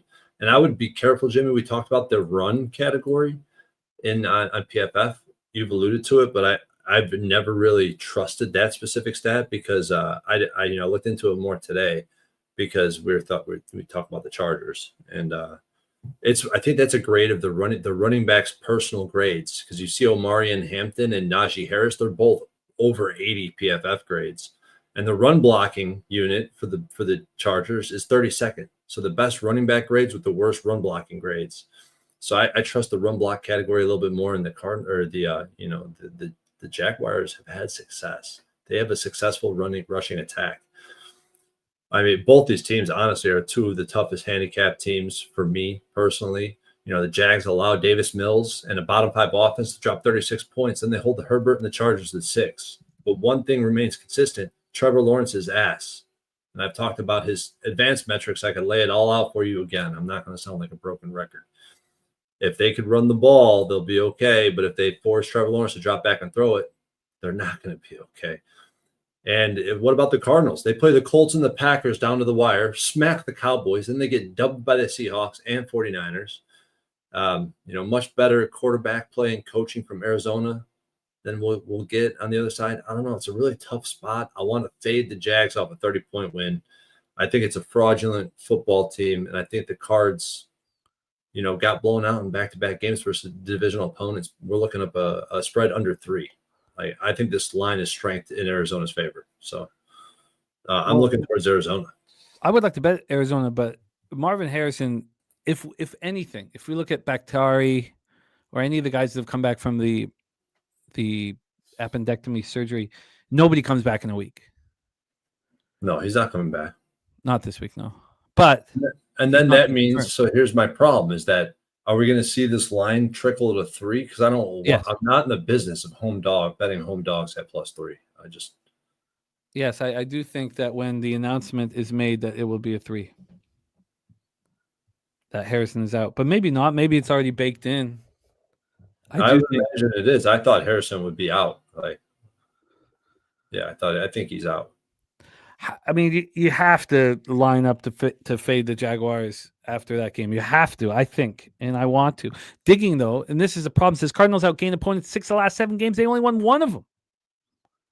Now, Dougie Wise is right that 49ers defense running on fumes, and the Cardinals completed 47 passes and still, managed to score 22 points. I mean, the Jaguars defense is at this point, it's rated higher than the Niners defense. Yeah, Jaguars defense is better than the Niners defense due to the injuries. Right. Look, I want to fade the Jaguars. I expect to fade the Jaguars. I'm not going to pass up this opportunity to sell them high. I'm going to sell them high on the road. We have the conviction, so we'll just wait. I'll be with you on this one. I'll buy a home dog of +3, the rare time. But it's only I'm not buying the home team. I'm fading the road team. That's what I'm doing. Yes, this is we're going to fade Jacksonville here. Now, before we, make this claim, even though we're not betting it tonight because we want to sit with it, let's talk about these road games that we've seen from the Jaguars. They opened up the year beating up on the Panthers 26-10, go to Cincinnati and lose 31-27. They lose 31-27, and Browning was hurt. Browning was in, Burrow was hurt. Their next road game at the Niners, they beat them 26-21. Then they have 3 straight home games. Then they play the Raiders, and it's 30-29. They should have lost that football game. The Raiders went for 2 late. Then they go to the Texans, and they lose 36-29. Oh, yeah. Come on, turn me into a bull. Yeah, we got it. Yeah, and Dougie Wise says market looks like the book's welcoming Jags money. They are moving the line, Dougie Wise, but they are moving the line. You'd prefer it to be sitting here at a -1, but 85% of the tickets, 86% of the cash on Jacksonville. Not only that, I guess no, that doesn't really help my case. I was going to say Circa's moved from 3 to 2.5, so I didn't realize that they opened it at 3. Yeah, look, I'm simply not going to pass up a chance to fade the Jaguars, to sell them high. It sucks that I have to do that with the Cardinals, but that's what I'm going to do. All right, let's roll. And then so the Jags have gone over 24 in all of their road games. Let me just take this look again. Yeah, they put up 27, 26, 30, and 29. So if that's the case, if the Jaguars are still going to get theirs, the Cards are going to get, we assume, going to put points on the board with the way Brissett's throwing it all over the field. Does that put the over in play? It's gone from 46.5 to 47.5. It's a pretty big move getting over the 47. It'd be very easy to pay for the 47 still. I'm not interested in the total. I'm going to keep this one clean. I want the side. I like the Cardinals defense. What about it do you like? Because I look at the statistical profile and I like the fact that they play 3 high safeties, and it's a completely different look that's going to force Trevor Lawrence to shit his pants. Huh. He'll be good for 2 or 3 snaps, maybe the scripted drive, but I feel like he falls apart. I feel like he's a bum. They could stop the run. Cardinals are going to win the game. I don't want to make it messy and bet a total with it. I do want to make it messy. All right. I think I'm going to try to get ahead of this. I think this game goes over. I think points are scored with these 2 weak defenses. Birdie says you would want Benson playing. Yeah, I'd want Benson playing. I mean, he's still not ready to practice, but that was a while. I guess he must be now ready to practice. But I would like Demercado in there at least. I want Baron Browning back. I guess that doesn't help the over, but it would help the side. Yeah, I think that points are going to be scored in this game. I think, Top said even talking about that. So Jags team totals 5-0 to the over 23.5. I think, okay. I like the over. I like the Cards. I'm going to wait, though. I want Harrison to be announced out. Okay. All right. Looks like I got action there. And you guys know I rarely bet overs. That one I feel like is an over. Let's roll on. 4:25 p.m. Eastern. The Philadelphia Eagles 8-2, 4-1 on the road. Dallas Cowboys 4-5-1, 2-1-1 at home. We're at AT&T Stadium in Arlington, Texas. Eagles next up. Good Friday at home versus the Bears. And for these Cowboys, of course, they have a huge Thanksgiving Day Thursday game at home versus the Kansas City Chiefs.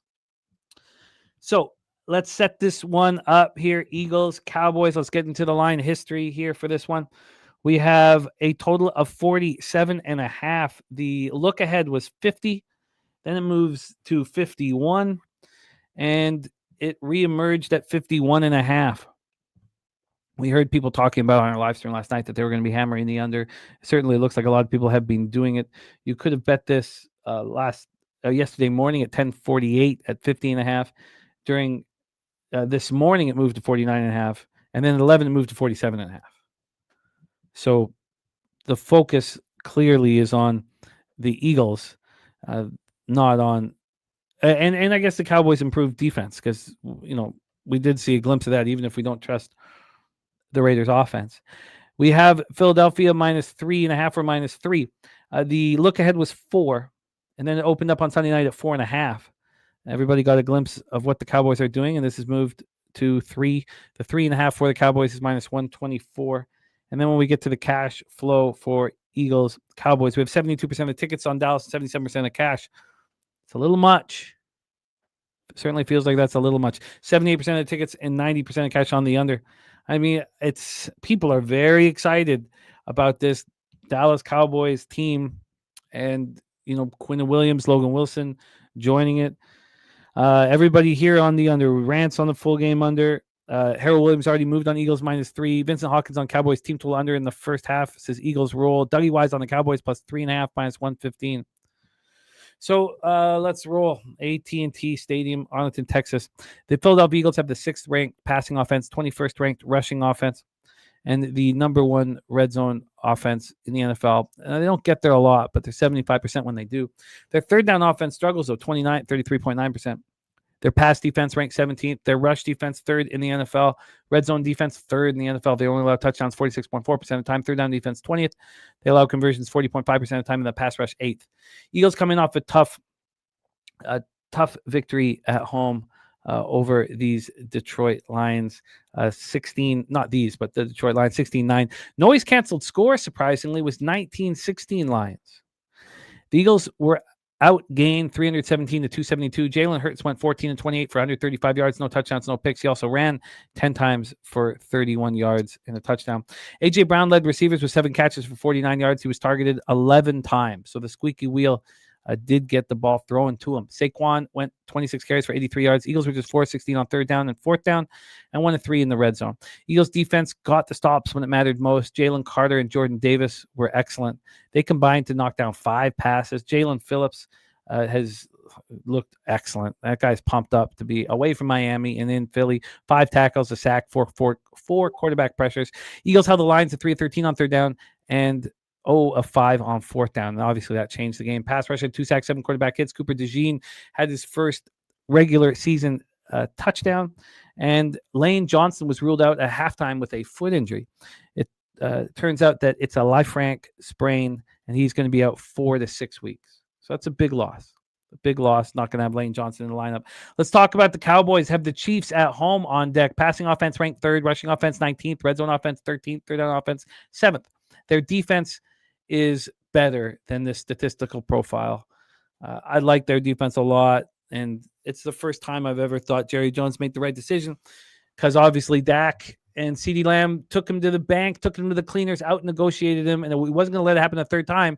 And, Micah wasn't going to he wanted to be the highest paid non-quarterback in the NFL, so he had to get rid of him.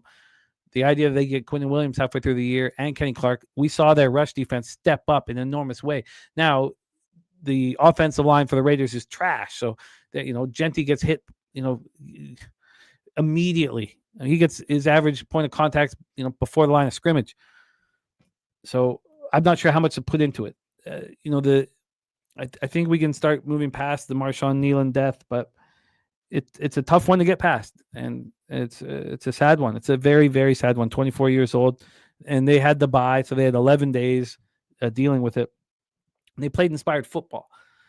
They're on a short week after a dominant 33-16 win at the Raiders on Monday night. Noise canceled score was 31-15. Cowboys outgained the Raiders 381-236. Dak was 25-33 for 268 yards, 4 touchdowns, and no picks. He did lose a fumble.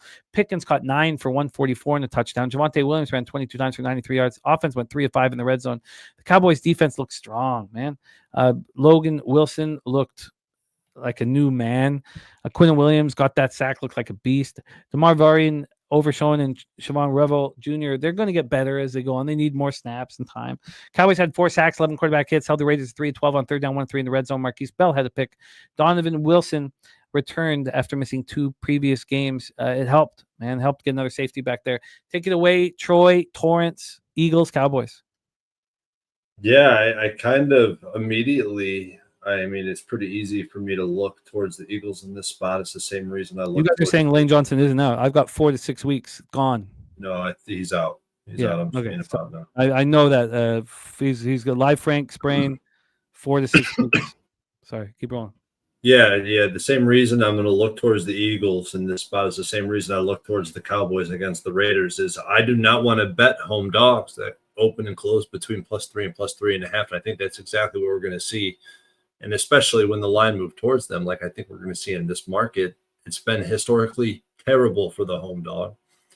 So if you ever hear me, there's reasons I talk about fading these home dogs at +3, +3.5. But this is another spot where I'm coming in hot out of the gate. How can I not love the under in this spot? The Eagles' offense is stagnant, relatively easy to prepare for. Slow and methodical scheme. They want to run the football, and they haven't been very successful doing so. Obviously, focus on limiting turnovers and winning field positions. Now, they'll torch you if you play man coverage with single or zero high coverage. The Cowboys play nothing but zone under Eberflus with coverage over the top. So that's one reason to like the under. You got the Cowboys defense clearly levels up with the additions they made. I mean, we've hammered this home now. Last Tuesday and this, last night on our live stream, quality D-line, quality front seven, add Quinnen and Wilson, which helps relieve pressure on a secondary, which is their weak point at this point in the season. But, Deron Bland, Malik Hooker, they could play much more aggressively with this defensive front that they could count on to get pressure.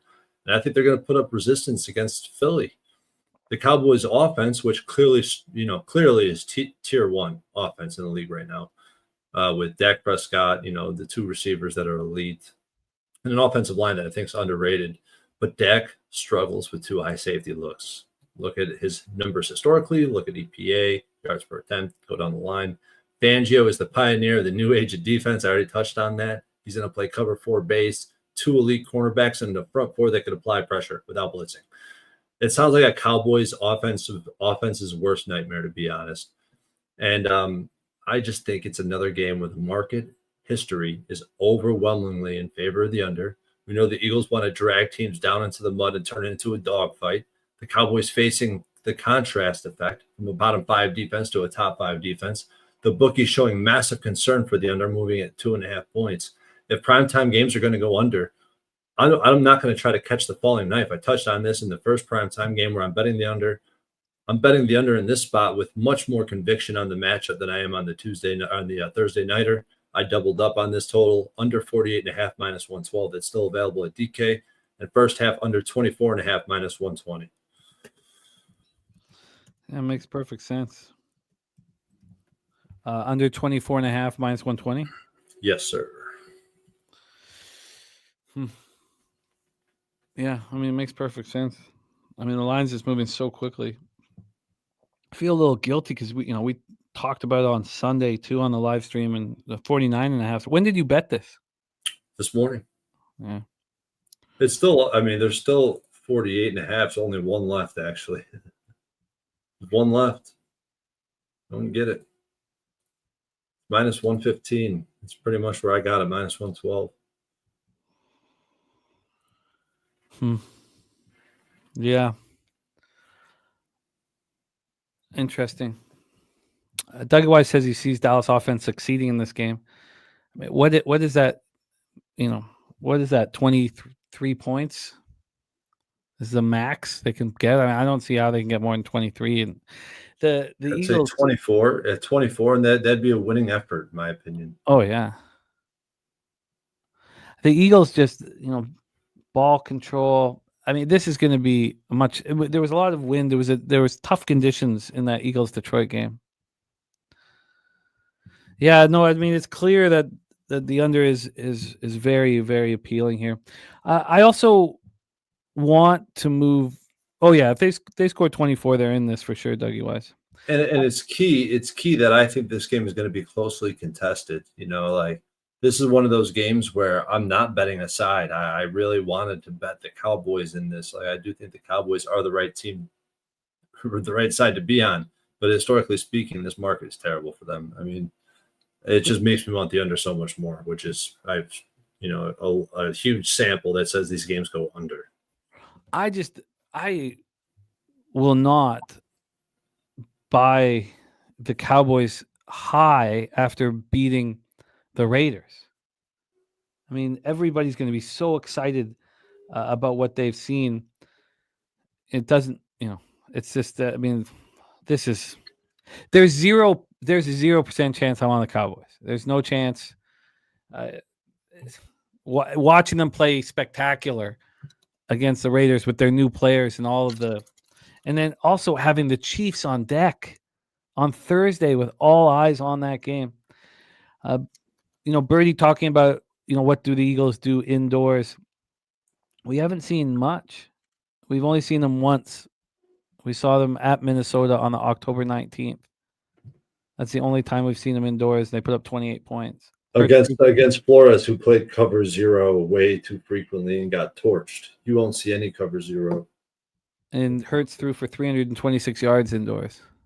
Yeah, but I mean, they were playing man blitz. I mean, they were just one-on-one with A.J. Brown and Devontae Smith all day. Huh. G says, have the Cowboys played an under game at all this year? Yeah, I mean, the offense let up, remember? It was all their home games were over. 77 with the Giants, 80 with the Packers. No. The Cardinals, baby. The only team in that group that plays two high safeties. Actually, the Packers do too, to be fair. Birdie says, we know Dallas can score inside. The whole world's lining up on that under. My only concern is about the optics of the under. Just because we know that the Eagles have been doing nothing but in outdoor tougher situations. That's my only concern about it. That's the only thing that I would sit with and try. Because, I mean, even when we were talking about it on our live streams, my first thought was, well, of course people are going to bet the under because we've seen the Eagles' last two games have scored 25 points and 17 points. I mean, if you go before that, there was 58 points scored against the Giants, 50 against the Vikings, 51 against the Giants again. I mean, look at these total. I mean, you had the lower scoring game against the Broncos, but that was at home, outdoors. Against the Buccaneers in nice weather, 56 points were scored. Against the Rams indoor, against the LA Rams, incredible defense, they put up 33 points and 59 points were scored. Does that not concern you at all? That the optics are everybody will bet the under, of course, because of how low scoring the games have been. It would concern me a lot more if I didn't know the market history was so bullish, and especially with this massive move towards the under. No, I'm not concerned. I feel confident. I guess I'm going to need a little more time on it. We have Torrence on the under 48.5 at -112. The first half under 24 and a half at -120. Beat the line moves, got over the key numbers, so in good shape. I'm going to want the Eagles. I'm going to have to sell the Cowboys high after all this excitement. But I'm going to wait. I do want a 3. I guess it is pretty much a 3 now. This game's going to require more time. Let's move on. Next spot on the board, 4:25 p.m. Eastern. The Atlanta Falcons, 3-7, 1-4 on the road against New Orleans Saints at New Orleans Saints. Caesar Superdome, New Orleans, Louisiana. Saints 2-8 on the year, 1-4 at home. The Falcons are at the Jets next Sunday. Let's take a look at this line history here for this one. We have, here we go. We have a total of 39.5. The look ahead opened up at 40.5, got up to 41.5. Reemerged on Sunday night at 40.5 and dropped down to 39.5. It did hit a 39 yesterday morning and a 38.5 right after it. So we've come up a point since then. From a spread perspective here, we have the Saints -2, -105. The look ahead was the Saints +3.5. Of course, Penix was healthy then. Penix is done for the year now. This moved to 3, reemerged at 3, and then of course the Penix injury, and now the Saints are 2-point favorites. It's a big swing, but Cousins has looked horrific. Let's get to the cash flow here. We have 75% of the ticket, 69% of cash on the Saints. And if we go over to action, which I do hesitate to do, but if we go over to action, we see that 58% of the ticket, 60% cash is on the over. Let's start with these Falcons. Passing offense, terrible, 29th. And imagine with Cousins at quarterback. Rushing offense is ranked 6th. It looks terrible. Red zone offense, 12th.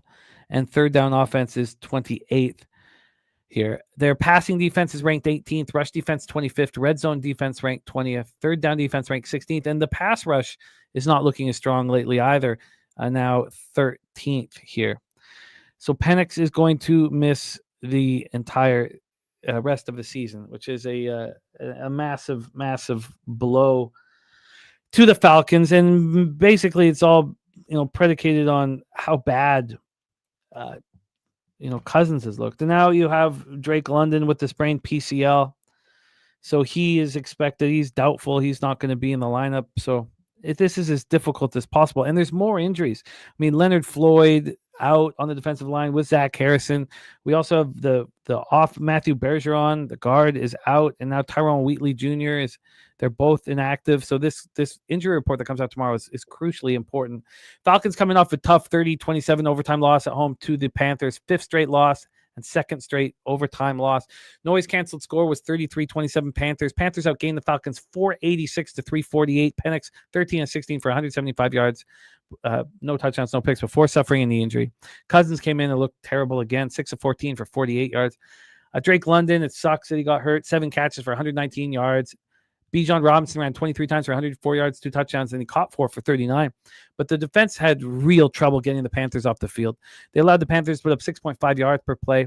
And, we had no Hughes and no D. Alford in the Atlanta secondary. We didn't even get to that point going over their injuries. And it was Natron Brooks, was the fill-in cornerback, and he got, targeted. The Leggett 36-yard touchdown pass was all, focusing on Brooks. And then what did Brooks do? Came back and fumbled the kickoff return. They did manage to hold the Panthers to 2 of 6 in the red zone. Pass rush was strong with 5 sacks and 10 quarterback hits. And Drake London was gone. He was gone before overtime started. So we have, again, no Alford and no Hughes, no Leonard Floyd, and defensive lineman Zach Harrison, and then Matthew Bergeron and Chris Lidstrom. Now, Chris Lindstrom is being back at practice, which helps, but they're all banged up. Let's talk about these New Orleans Saints coming in off their bye week with a little bit of hope. Next Sunday, they're at the Dolphins. Passing offense ranked 14th, rushing offense ranked 29th. This is the worst red zone offense in the NFL. They score touchdowns 38.5% of the time. Their third down offense trash as well, 38.8% conversion rate. But their pass defense is being much better. And look, all of a sudden, their rush defense is ranked 8th in the NFL. Red zone defense 21st, third down defense 20th. And they have the 3rd worst pass rush in the NFL. They're coming off their bye week. We last saw them in their most impressive win this season, 17-7 road victory at Carolina. And Shuck looked good. 70.4% of his passes he completed for 282 yards and 2 touchdowns, and he did not turn the ball over.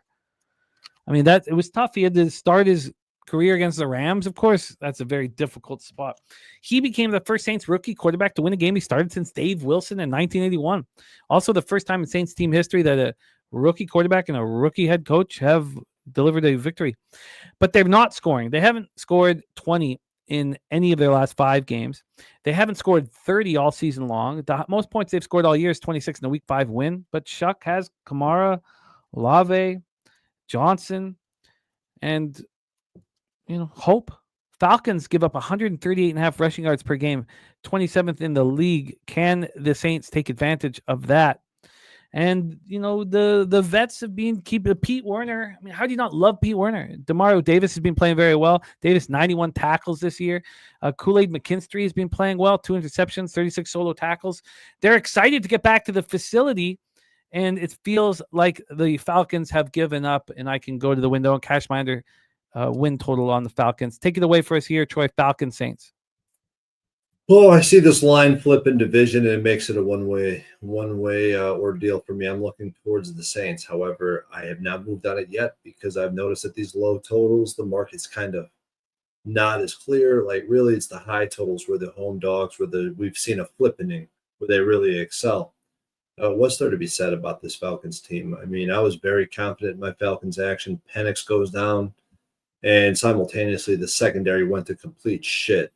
The market is just clearly making this a fade of the Falcons team or not. Like, I know there's an overreaction. You don't want to buy high on the Saints off a win and a buy and sell low on the Falcons off that dreadful loss that they just had. But optically, the Saints are bottom 3 in the NFL. They have a rookie quarterback in Shuck, and they, all the early action coming in Atlanta, yet the line flips from dogs to favorites.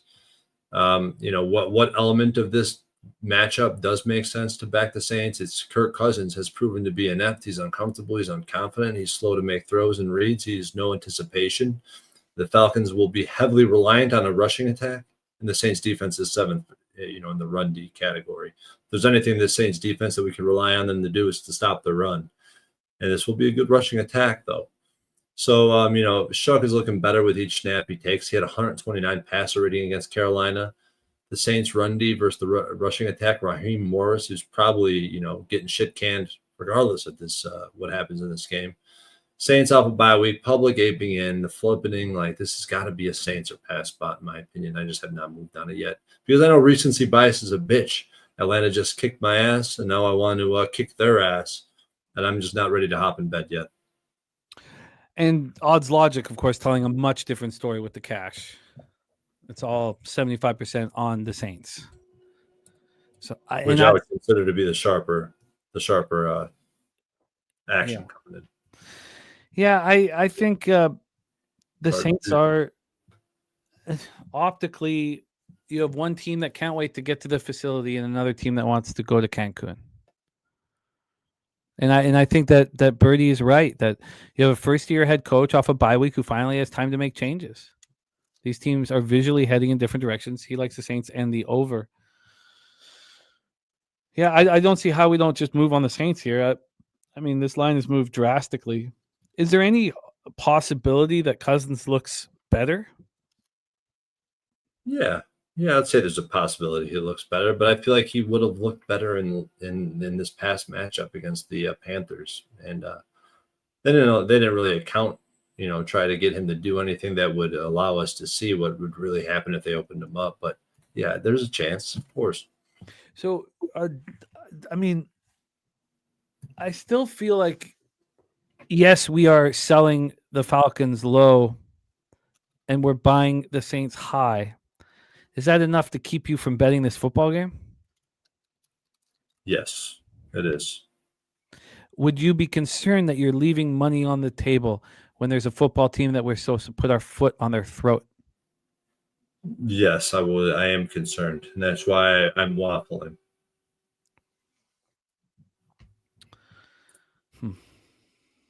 I mean, that's my concern. My concern is that we have to move on the Saints now because they're a hopeful football team.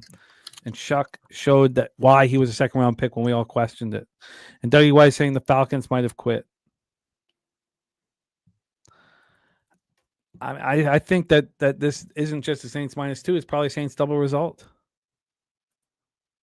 For a nice plus score. Then you can just leave the total alone because if one team does give up, then points can be scored. I think that's what's got to happen. I think you got to move on the Saints now. Falcons are just put a stick in them. They're done. The problem is it just doesn't fit what's been succeeding for me this year.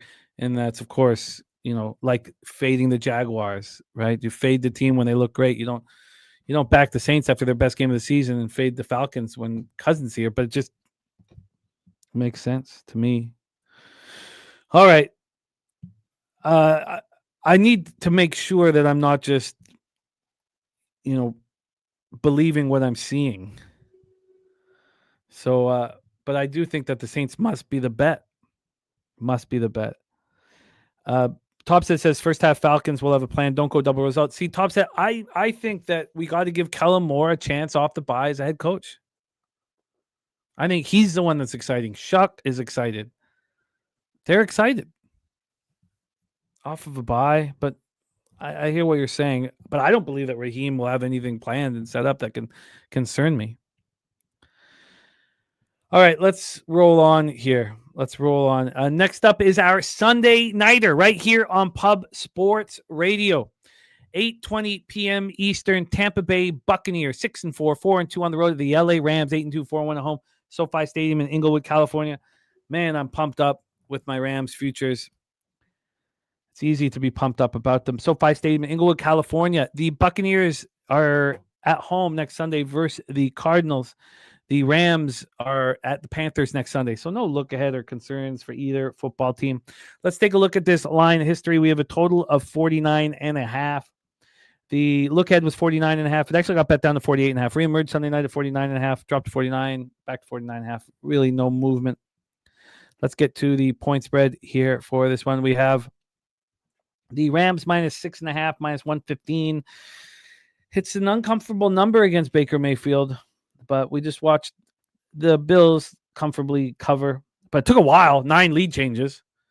The look ahead was 6, opened up at 6.5 Sunday night, stayed there. No movement, 3 cents of movement towards the Rams.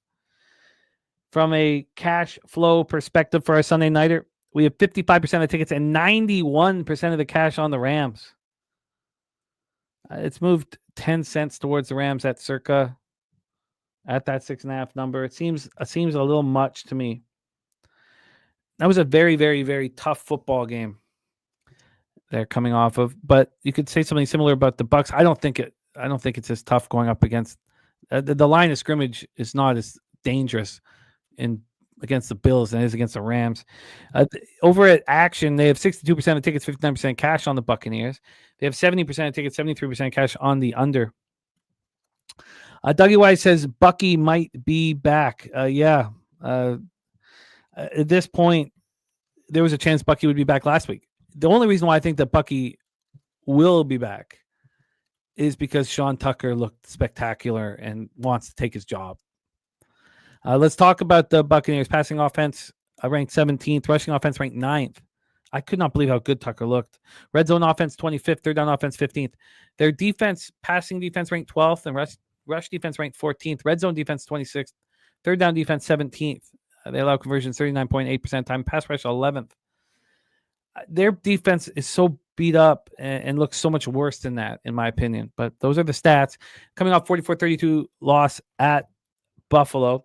Noise canceled score was 35-24 Bills. The defense got gashed for 414 yards and 7.8 yards per play.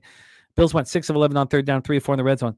Their defense looked terrible. On the bright side, their offense looked very good.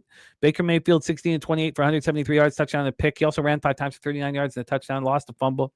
But Tucker, man, good God, 19 carries for 106 yards, touchdown, caught 2 for 34 and a touchdown. Bucks ran for 202 yards. Sterling Shepard led the receiving core with 4 catches for 54 yards. Bucks were 10 of 17 on third and fourth. Went 2 of 4 in the red zone. Held on to the ball for 35 minutes and 7 seconds. But this 11th ranked pass rush, where were they? They were completely invisible. 0 sacks, 1 quarterback hit. Parrish and Dennis had interceptions. Jamel Dean hurt his hip. It's a big loss, considered day-to-day with a hip flexor strain. And again, you have Bucky Irving and Chris Godwin. They're close to coming back. You have guard Bren Bredesen, who's close to coming back. Hassan Reddick, linebacker, and Marquise Watts. Hassan Reddick, especially important in the pass rush. Inactive list is questionable this week. The Rams, number 1 ranked passing offense in the league, 16th ranked rushing offense. That rushing number is getting better and better each week. Red zone offense ranked 8th. They're down 17th. But it's the defense. We talked about it all year. Passing defense ranked 1st. Rush defense ranked 2nd. Red zone defense ranked 2nd. Third down defense ranked 5th. And pass rush ranked 7th here. Rams coming off a tough 21-19 victory at home over the division rival, the Seahawks. Noise canceled score was 18-14 Rams. We talked in the Seahawks game, about that, the surprise, because the Seahawks outgained the Rams 414-249.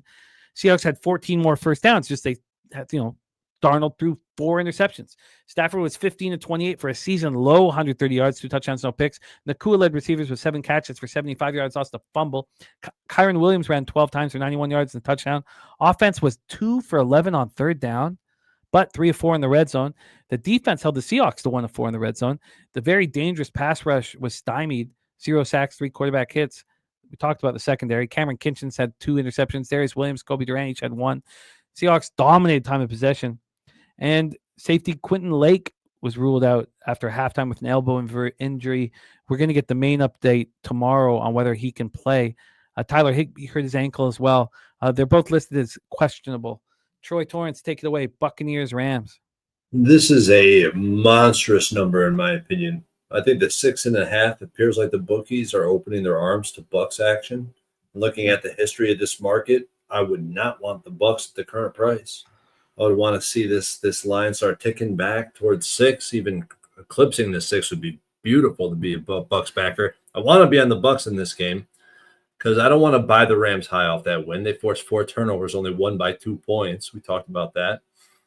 I think it's a terrible sign to see the noise canceled score at 18-14. But at the same time, you look across the table and you see the Bucks, and this defense has not performed well versus good offenses.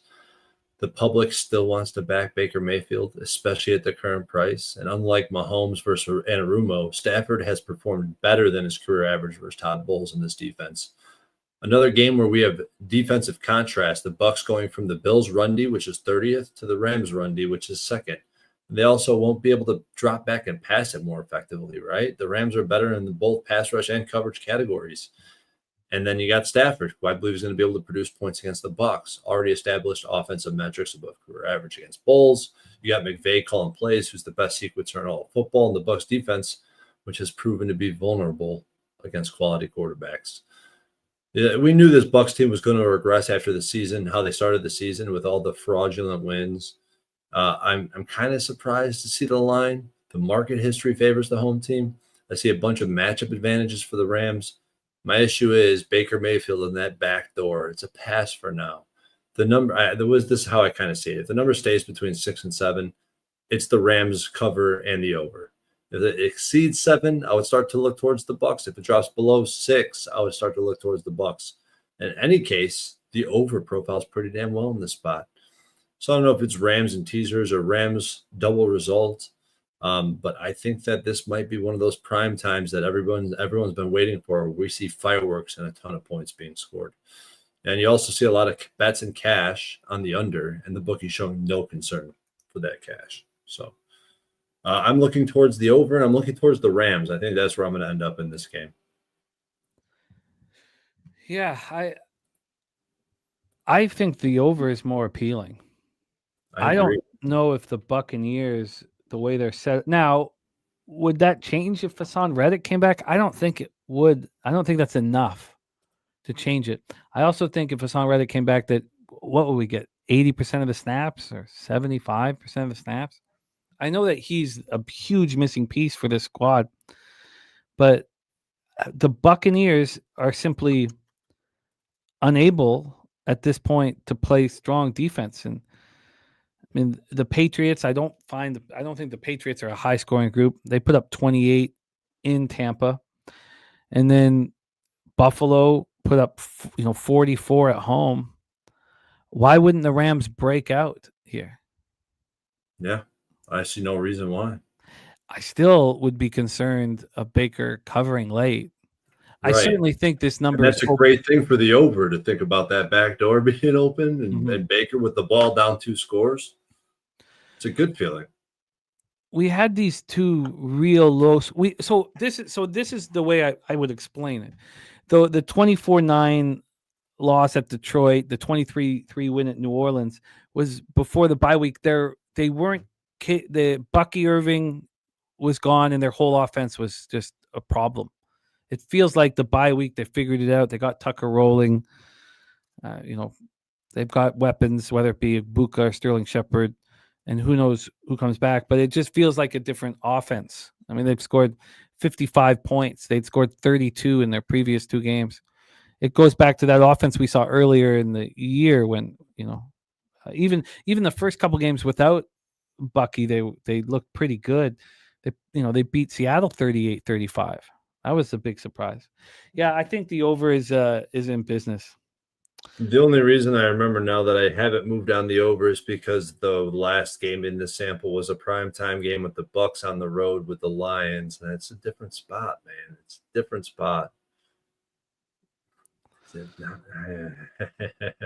Interesting. Regardless of the situation, I do think that this is gonna, if it does go over, I mean, I don't see it going over by a wide margin based on the history. I don't know. I want the over. I'm gonna get there.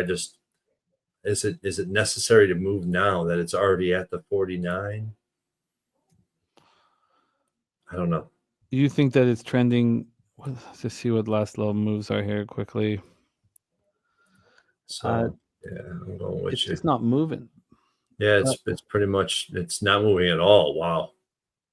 Yeah, it's not moving at all. I mean, 2 cents, 2 cents. Let's just see what these legal books have been doing here on the total. They're all at 49.5, all of them. And Circa's already moved it from 49 to 49.5. Lucas Jackson is very interesting. Definitely copy and paste this one. When a team is coming off a game this season where the noise-canceled score had them no longer cover, they're 10-21 against the spread the next game. Very interesting. Keep. Where is that? I want that data set. Well, I'm sure he had to go through all that and do that I'm sure he figured that out, right? I haven't heard anyone deliver that kind of info. That's I like good it. shit. I like it, Lucas. All right, I like overs here too. I think points will be scored. Now, how many points can we get from the Buccaneers in this game? Like, are we going to need 30 points from the Rams to get the over?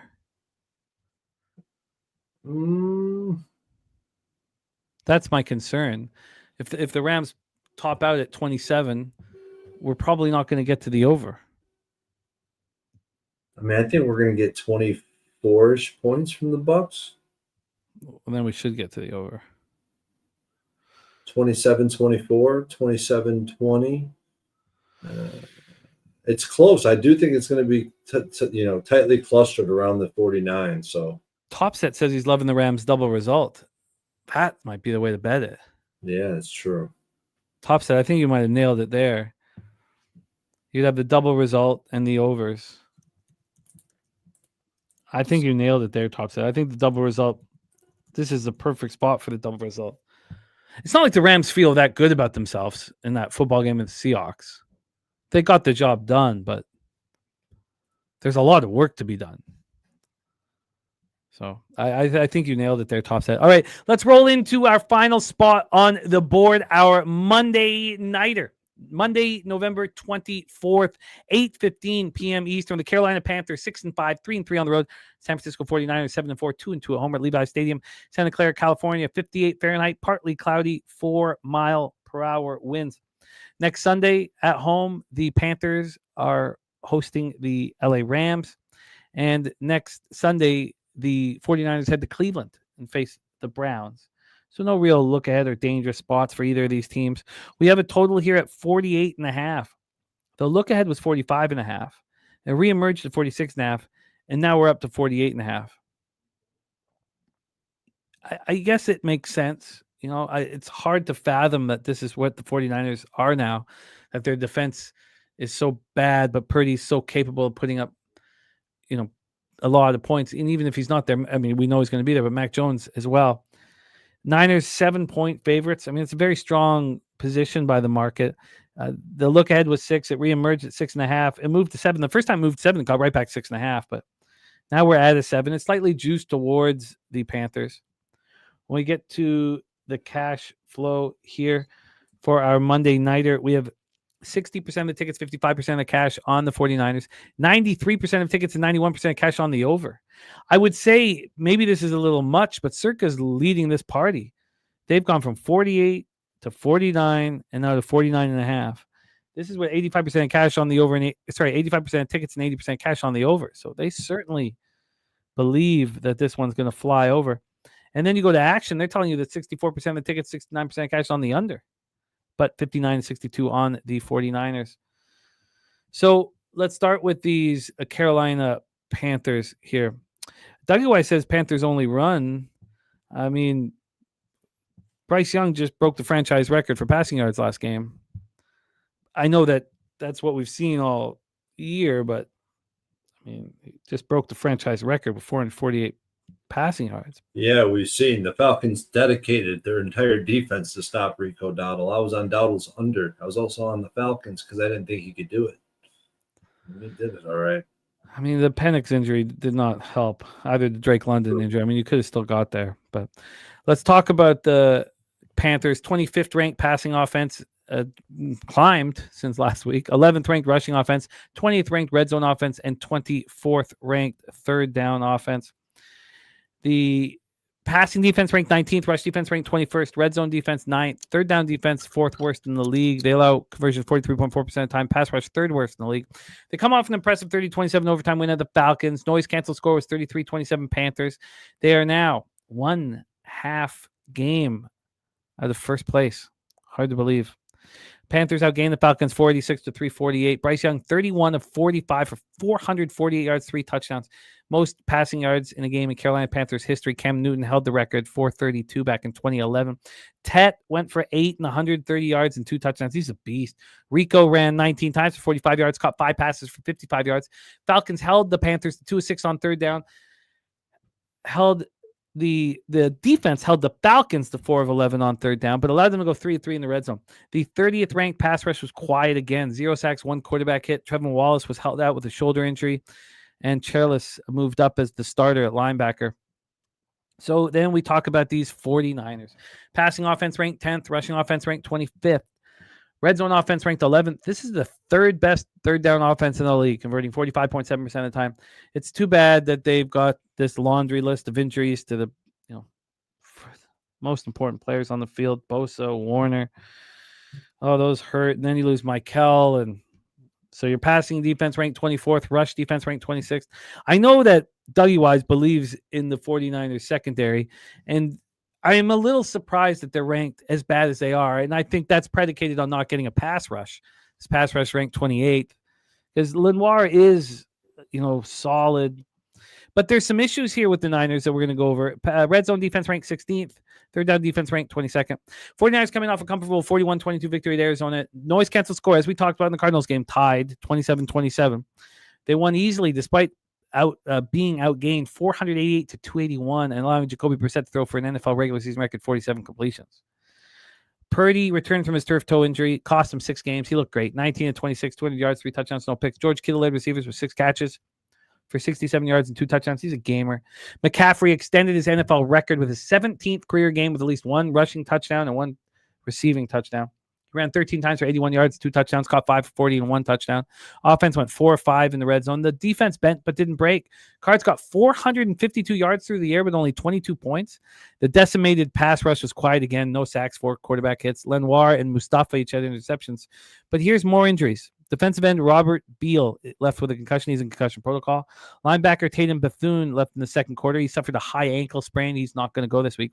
And then Eddie Pinheiro, who's looked so good, hurt his hamstring. He's week to week. And also, Ayuk practice window will not be open this week. A lot of people thought it would be open this week. It's not going to be open this week. He remains week to week. Troy Torrence, our Monday nighter Panthers Niners. Take it away, my friend. Yeah, I don't have a lot of X's and O's in science to bring to the table here. I look at the San Francisco's 49ers track record, the wins they've had this season, how the team's performed, especially defensively, and I think 7 points is an egregious number, almost big enough of a number to keep me off until you start looking at the history of this type of market and trying to find a sample that reflects the sample that we're looking at here with a high total, with the defense at home, with the home defense being just beaten, battered, and bad. And historically, the road teams have come out on top way more than you'd think in this situation, about 45% of the time, which means the money line would show value based on the market history. I still am shocked to see this big of a number. And, I do have recency bias. I just faded the Panthers and lost. I talked about how the public flips and flops back and forth on the Steelers. I don't want to be that guy. Fading the Panthers, then seeing, obviously then buying the Panthers the next week. And I asked the question, do the 49ers truly have a coaching advantage in this game? That's the answer that I was looking for when I was looking at betting aside. And then I got Birdie to put me over the top as he's also bullish on the Panthers, and I couldn't agree more. I know I'm going up against the bookies in this situation, laying this big 7 number, but I don't think the 49ers have a coaching advantage in this game. And looking at what Canales has done over there in Carolina, what Evero, I know he's probably the weakest link, and that's really what we're trying to figure out is, are they going to be able to get enough stops to get the cover? And you could ask the same thing about the 49ers. So I just think it's way too many points. It's one of those times where I feel uncomfortable with my action. And I'm just going to have to live with the result. Yeah, I read an article today that was saying that the 49ers are coming together at the right time, poised for a playoff run. I was like, God. I know. It's like I could sell high on both these teams, to be honest. It's a weird feeling. So Panthers here on the road, it is a sell high spot on both. But Birdie agreeing, Panthers have an elite run game. They have to scope to control this from start to finish here. And Dougie Wise saying Niners 7-0 and holding opponents under 25 points this season.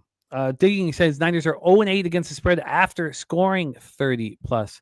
So Birdie also interested in the under says the Cardinals had no run game, so it made for easier defense because they were one-dimensional. Panthers will run the football and will be successful at it. Says I love the under here. Panthers are live to win straight up. Do you like the under here as well? I find it hard to find stops, and I find it hard. So here's why I don't like I struggle with the total because I don't see a lot of stops happening in this game. But on the other side of things, I do see both rushing attacks having success.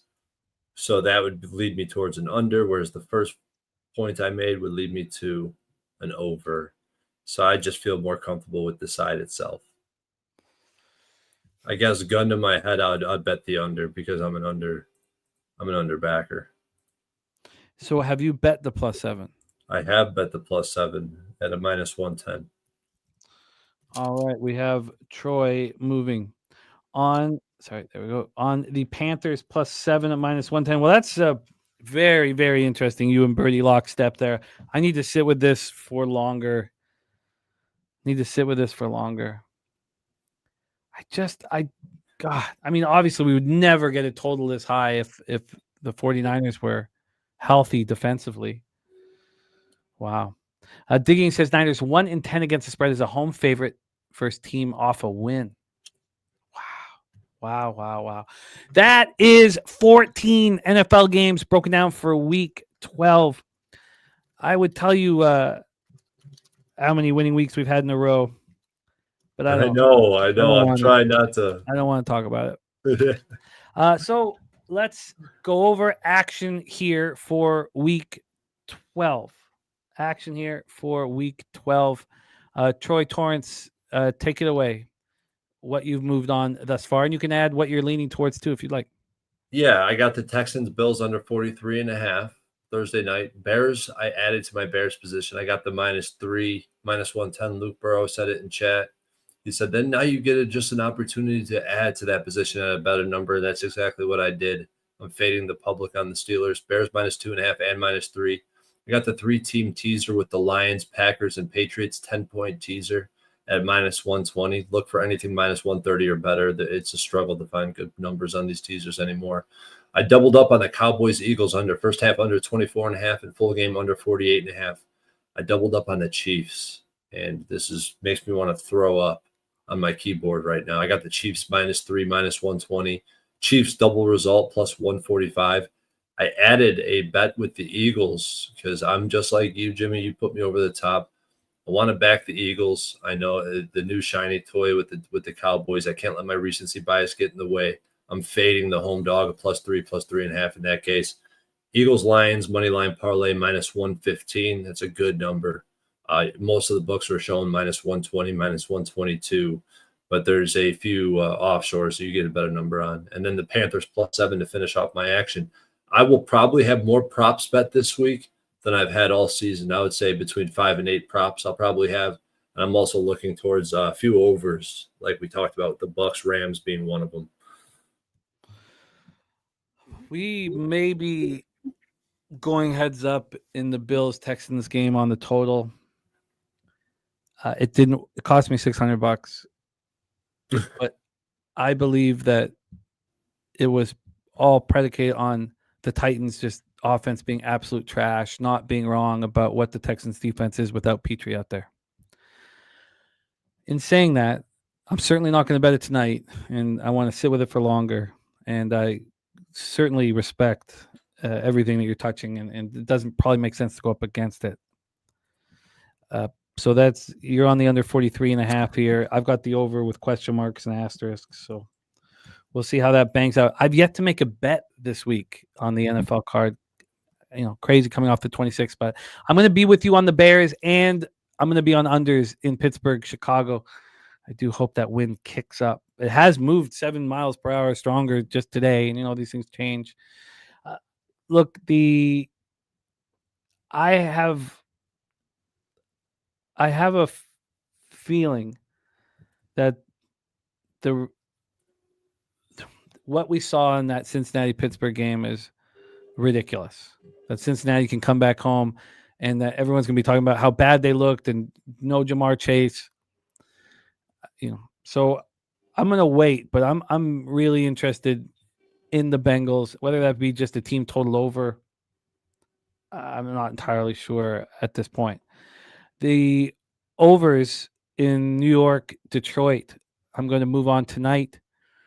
And the Giants team total over, I'm going to move on tonight. Then I'm interested in these unders in Vikings Green Bay. I wonder if I've just waited too long at this point, and that's okay if I have. I can just let it go. I'm interested in unders in Seattle, Tennessee as well. Again, I may have waited too long. I'll sit with that this evening. I'm with you on the Chiefs -3 and the double result. But I'm also going to take the first half under and the full game under in Colts Chiefs.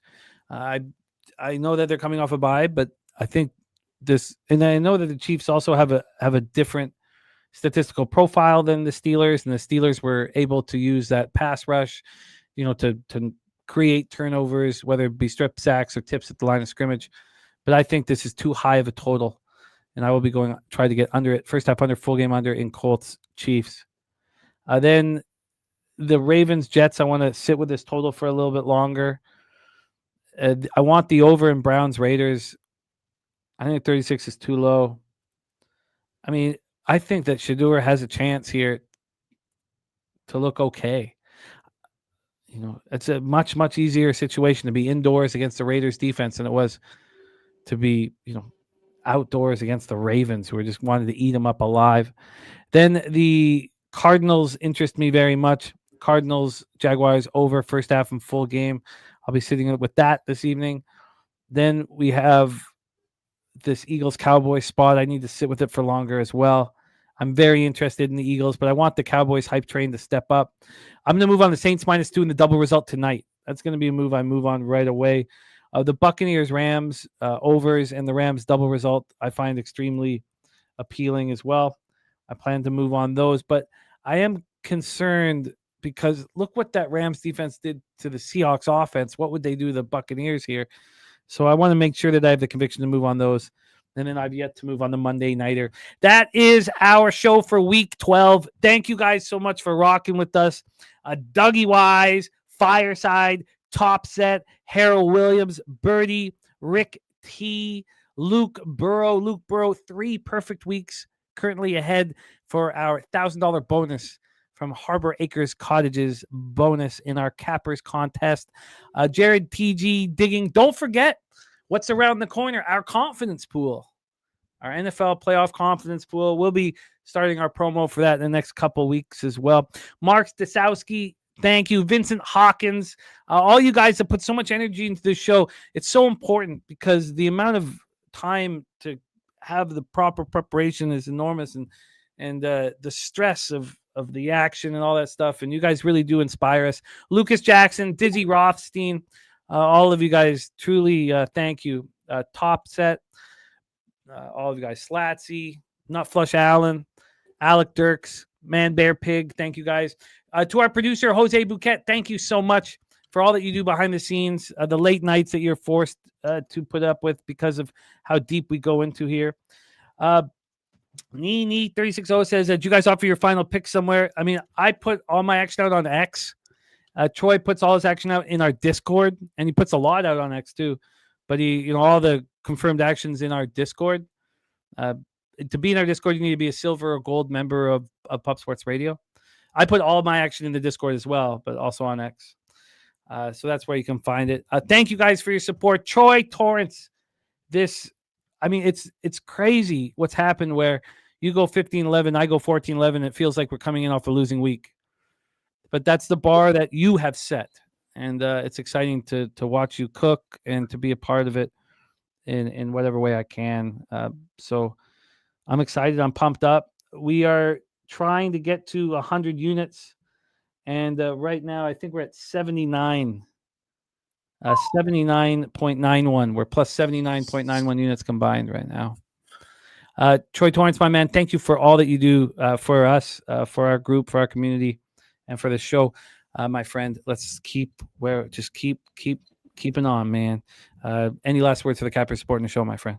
Yeah, we're trying to stay the righteous path, man. It's so easy at this point in the season with these comfortable records, with this massive amounts of cushion to rest on our laurels, to forget what got us here in the first place, and that's being aggressive and attacking the spots we're confident in. And I feel like that's what we just got to continue to do, whether we're head to head or not. Jimmy, trust you as a capper. I think we're going to hit our goals 100 plus units by the end of the regular season, and when that time comes. We'll cheers, we'll have a drink, and we'll celebrate with this beautiful community. I mean, like I say every single week, there's a reason I'm here. It's because I believe in Jimmy the Bag. I believe in Pub Sports. I believe in everybody in the chat.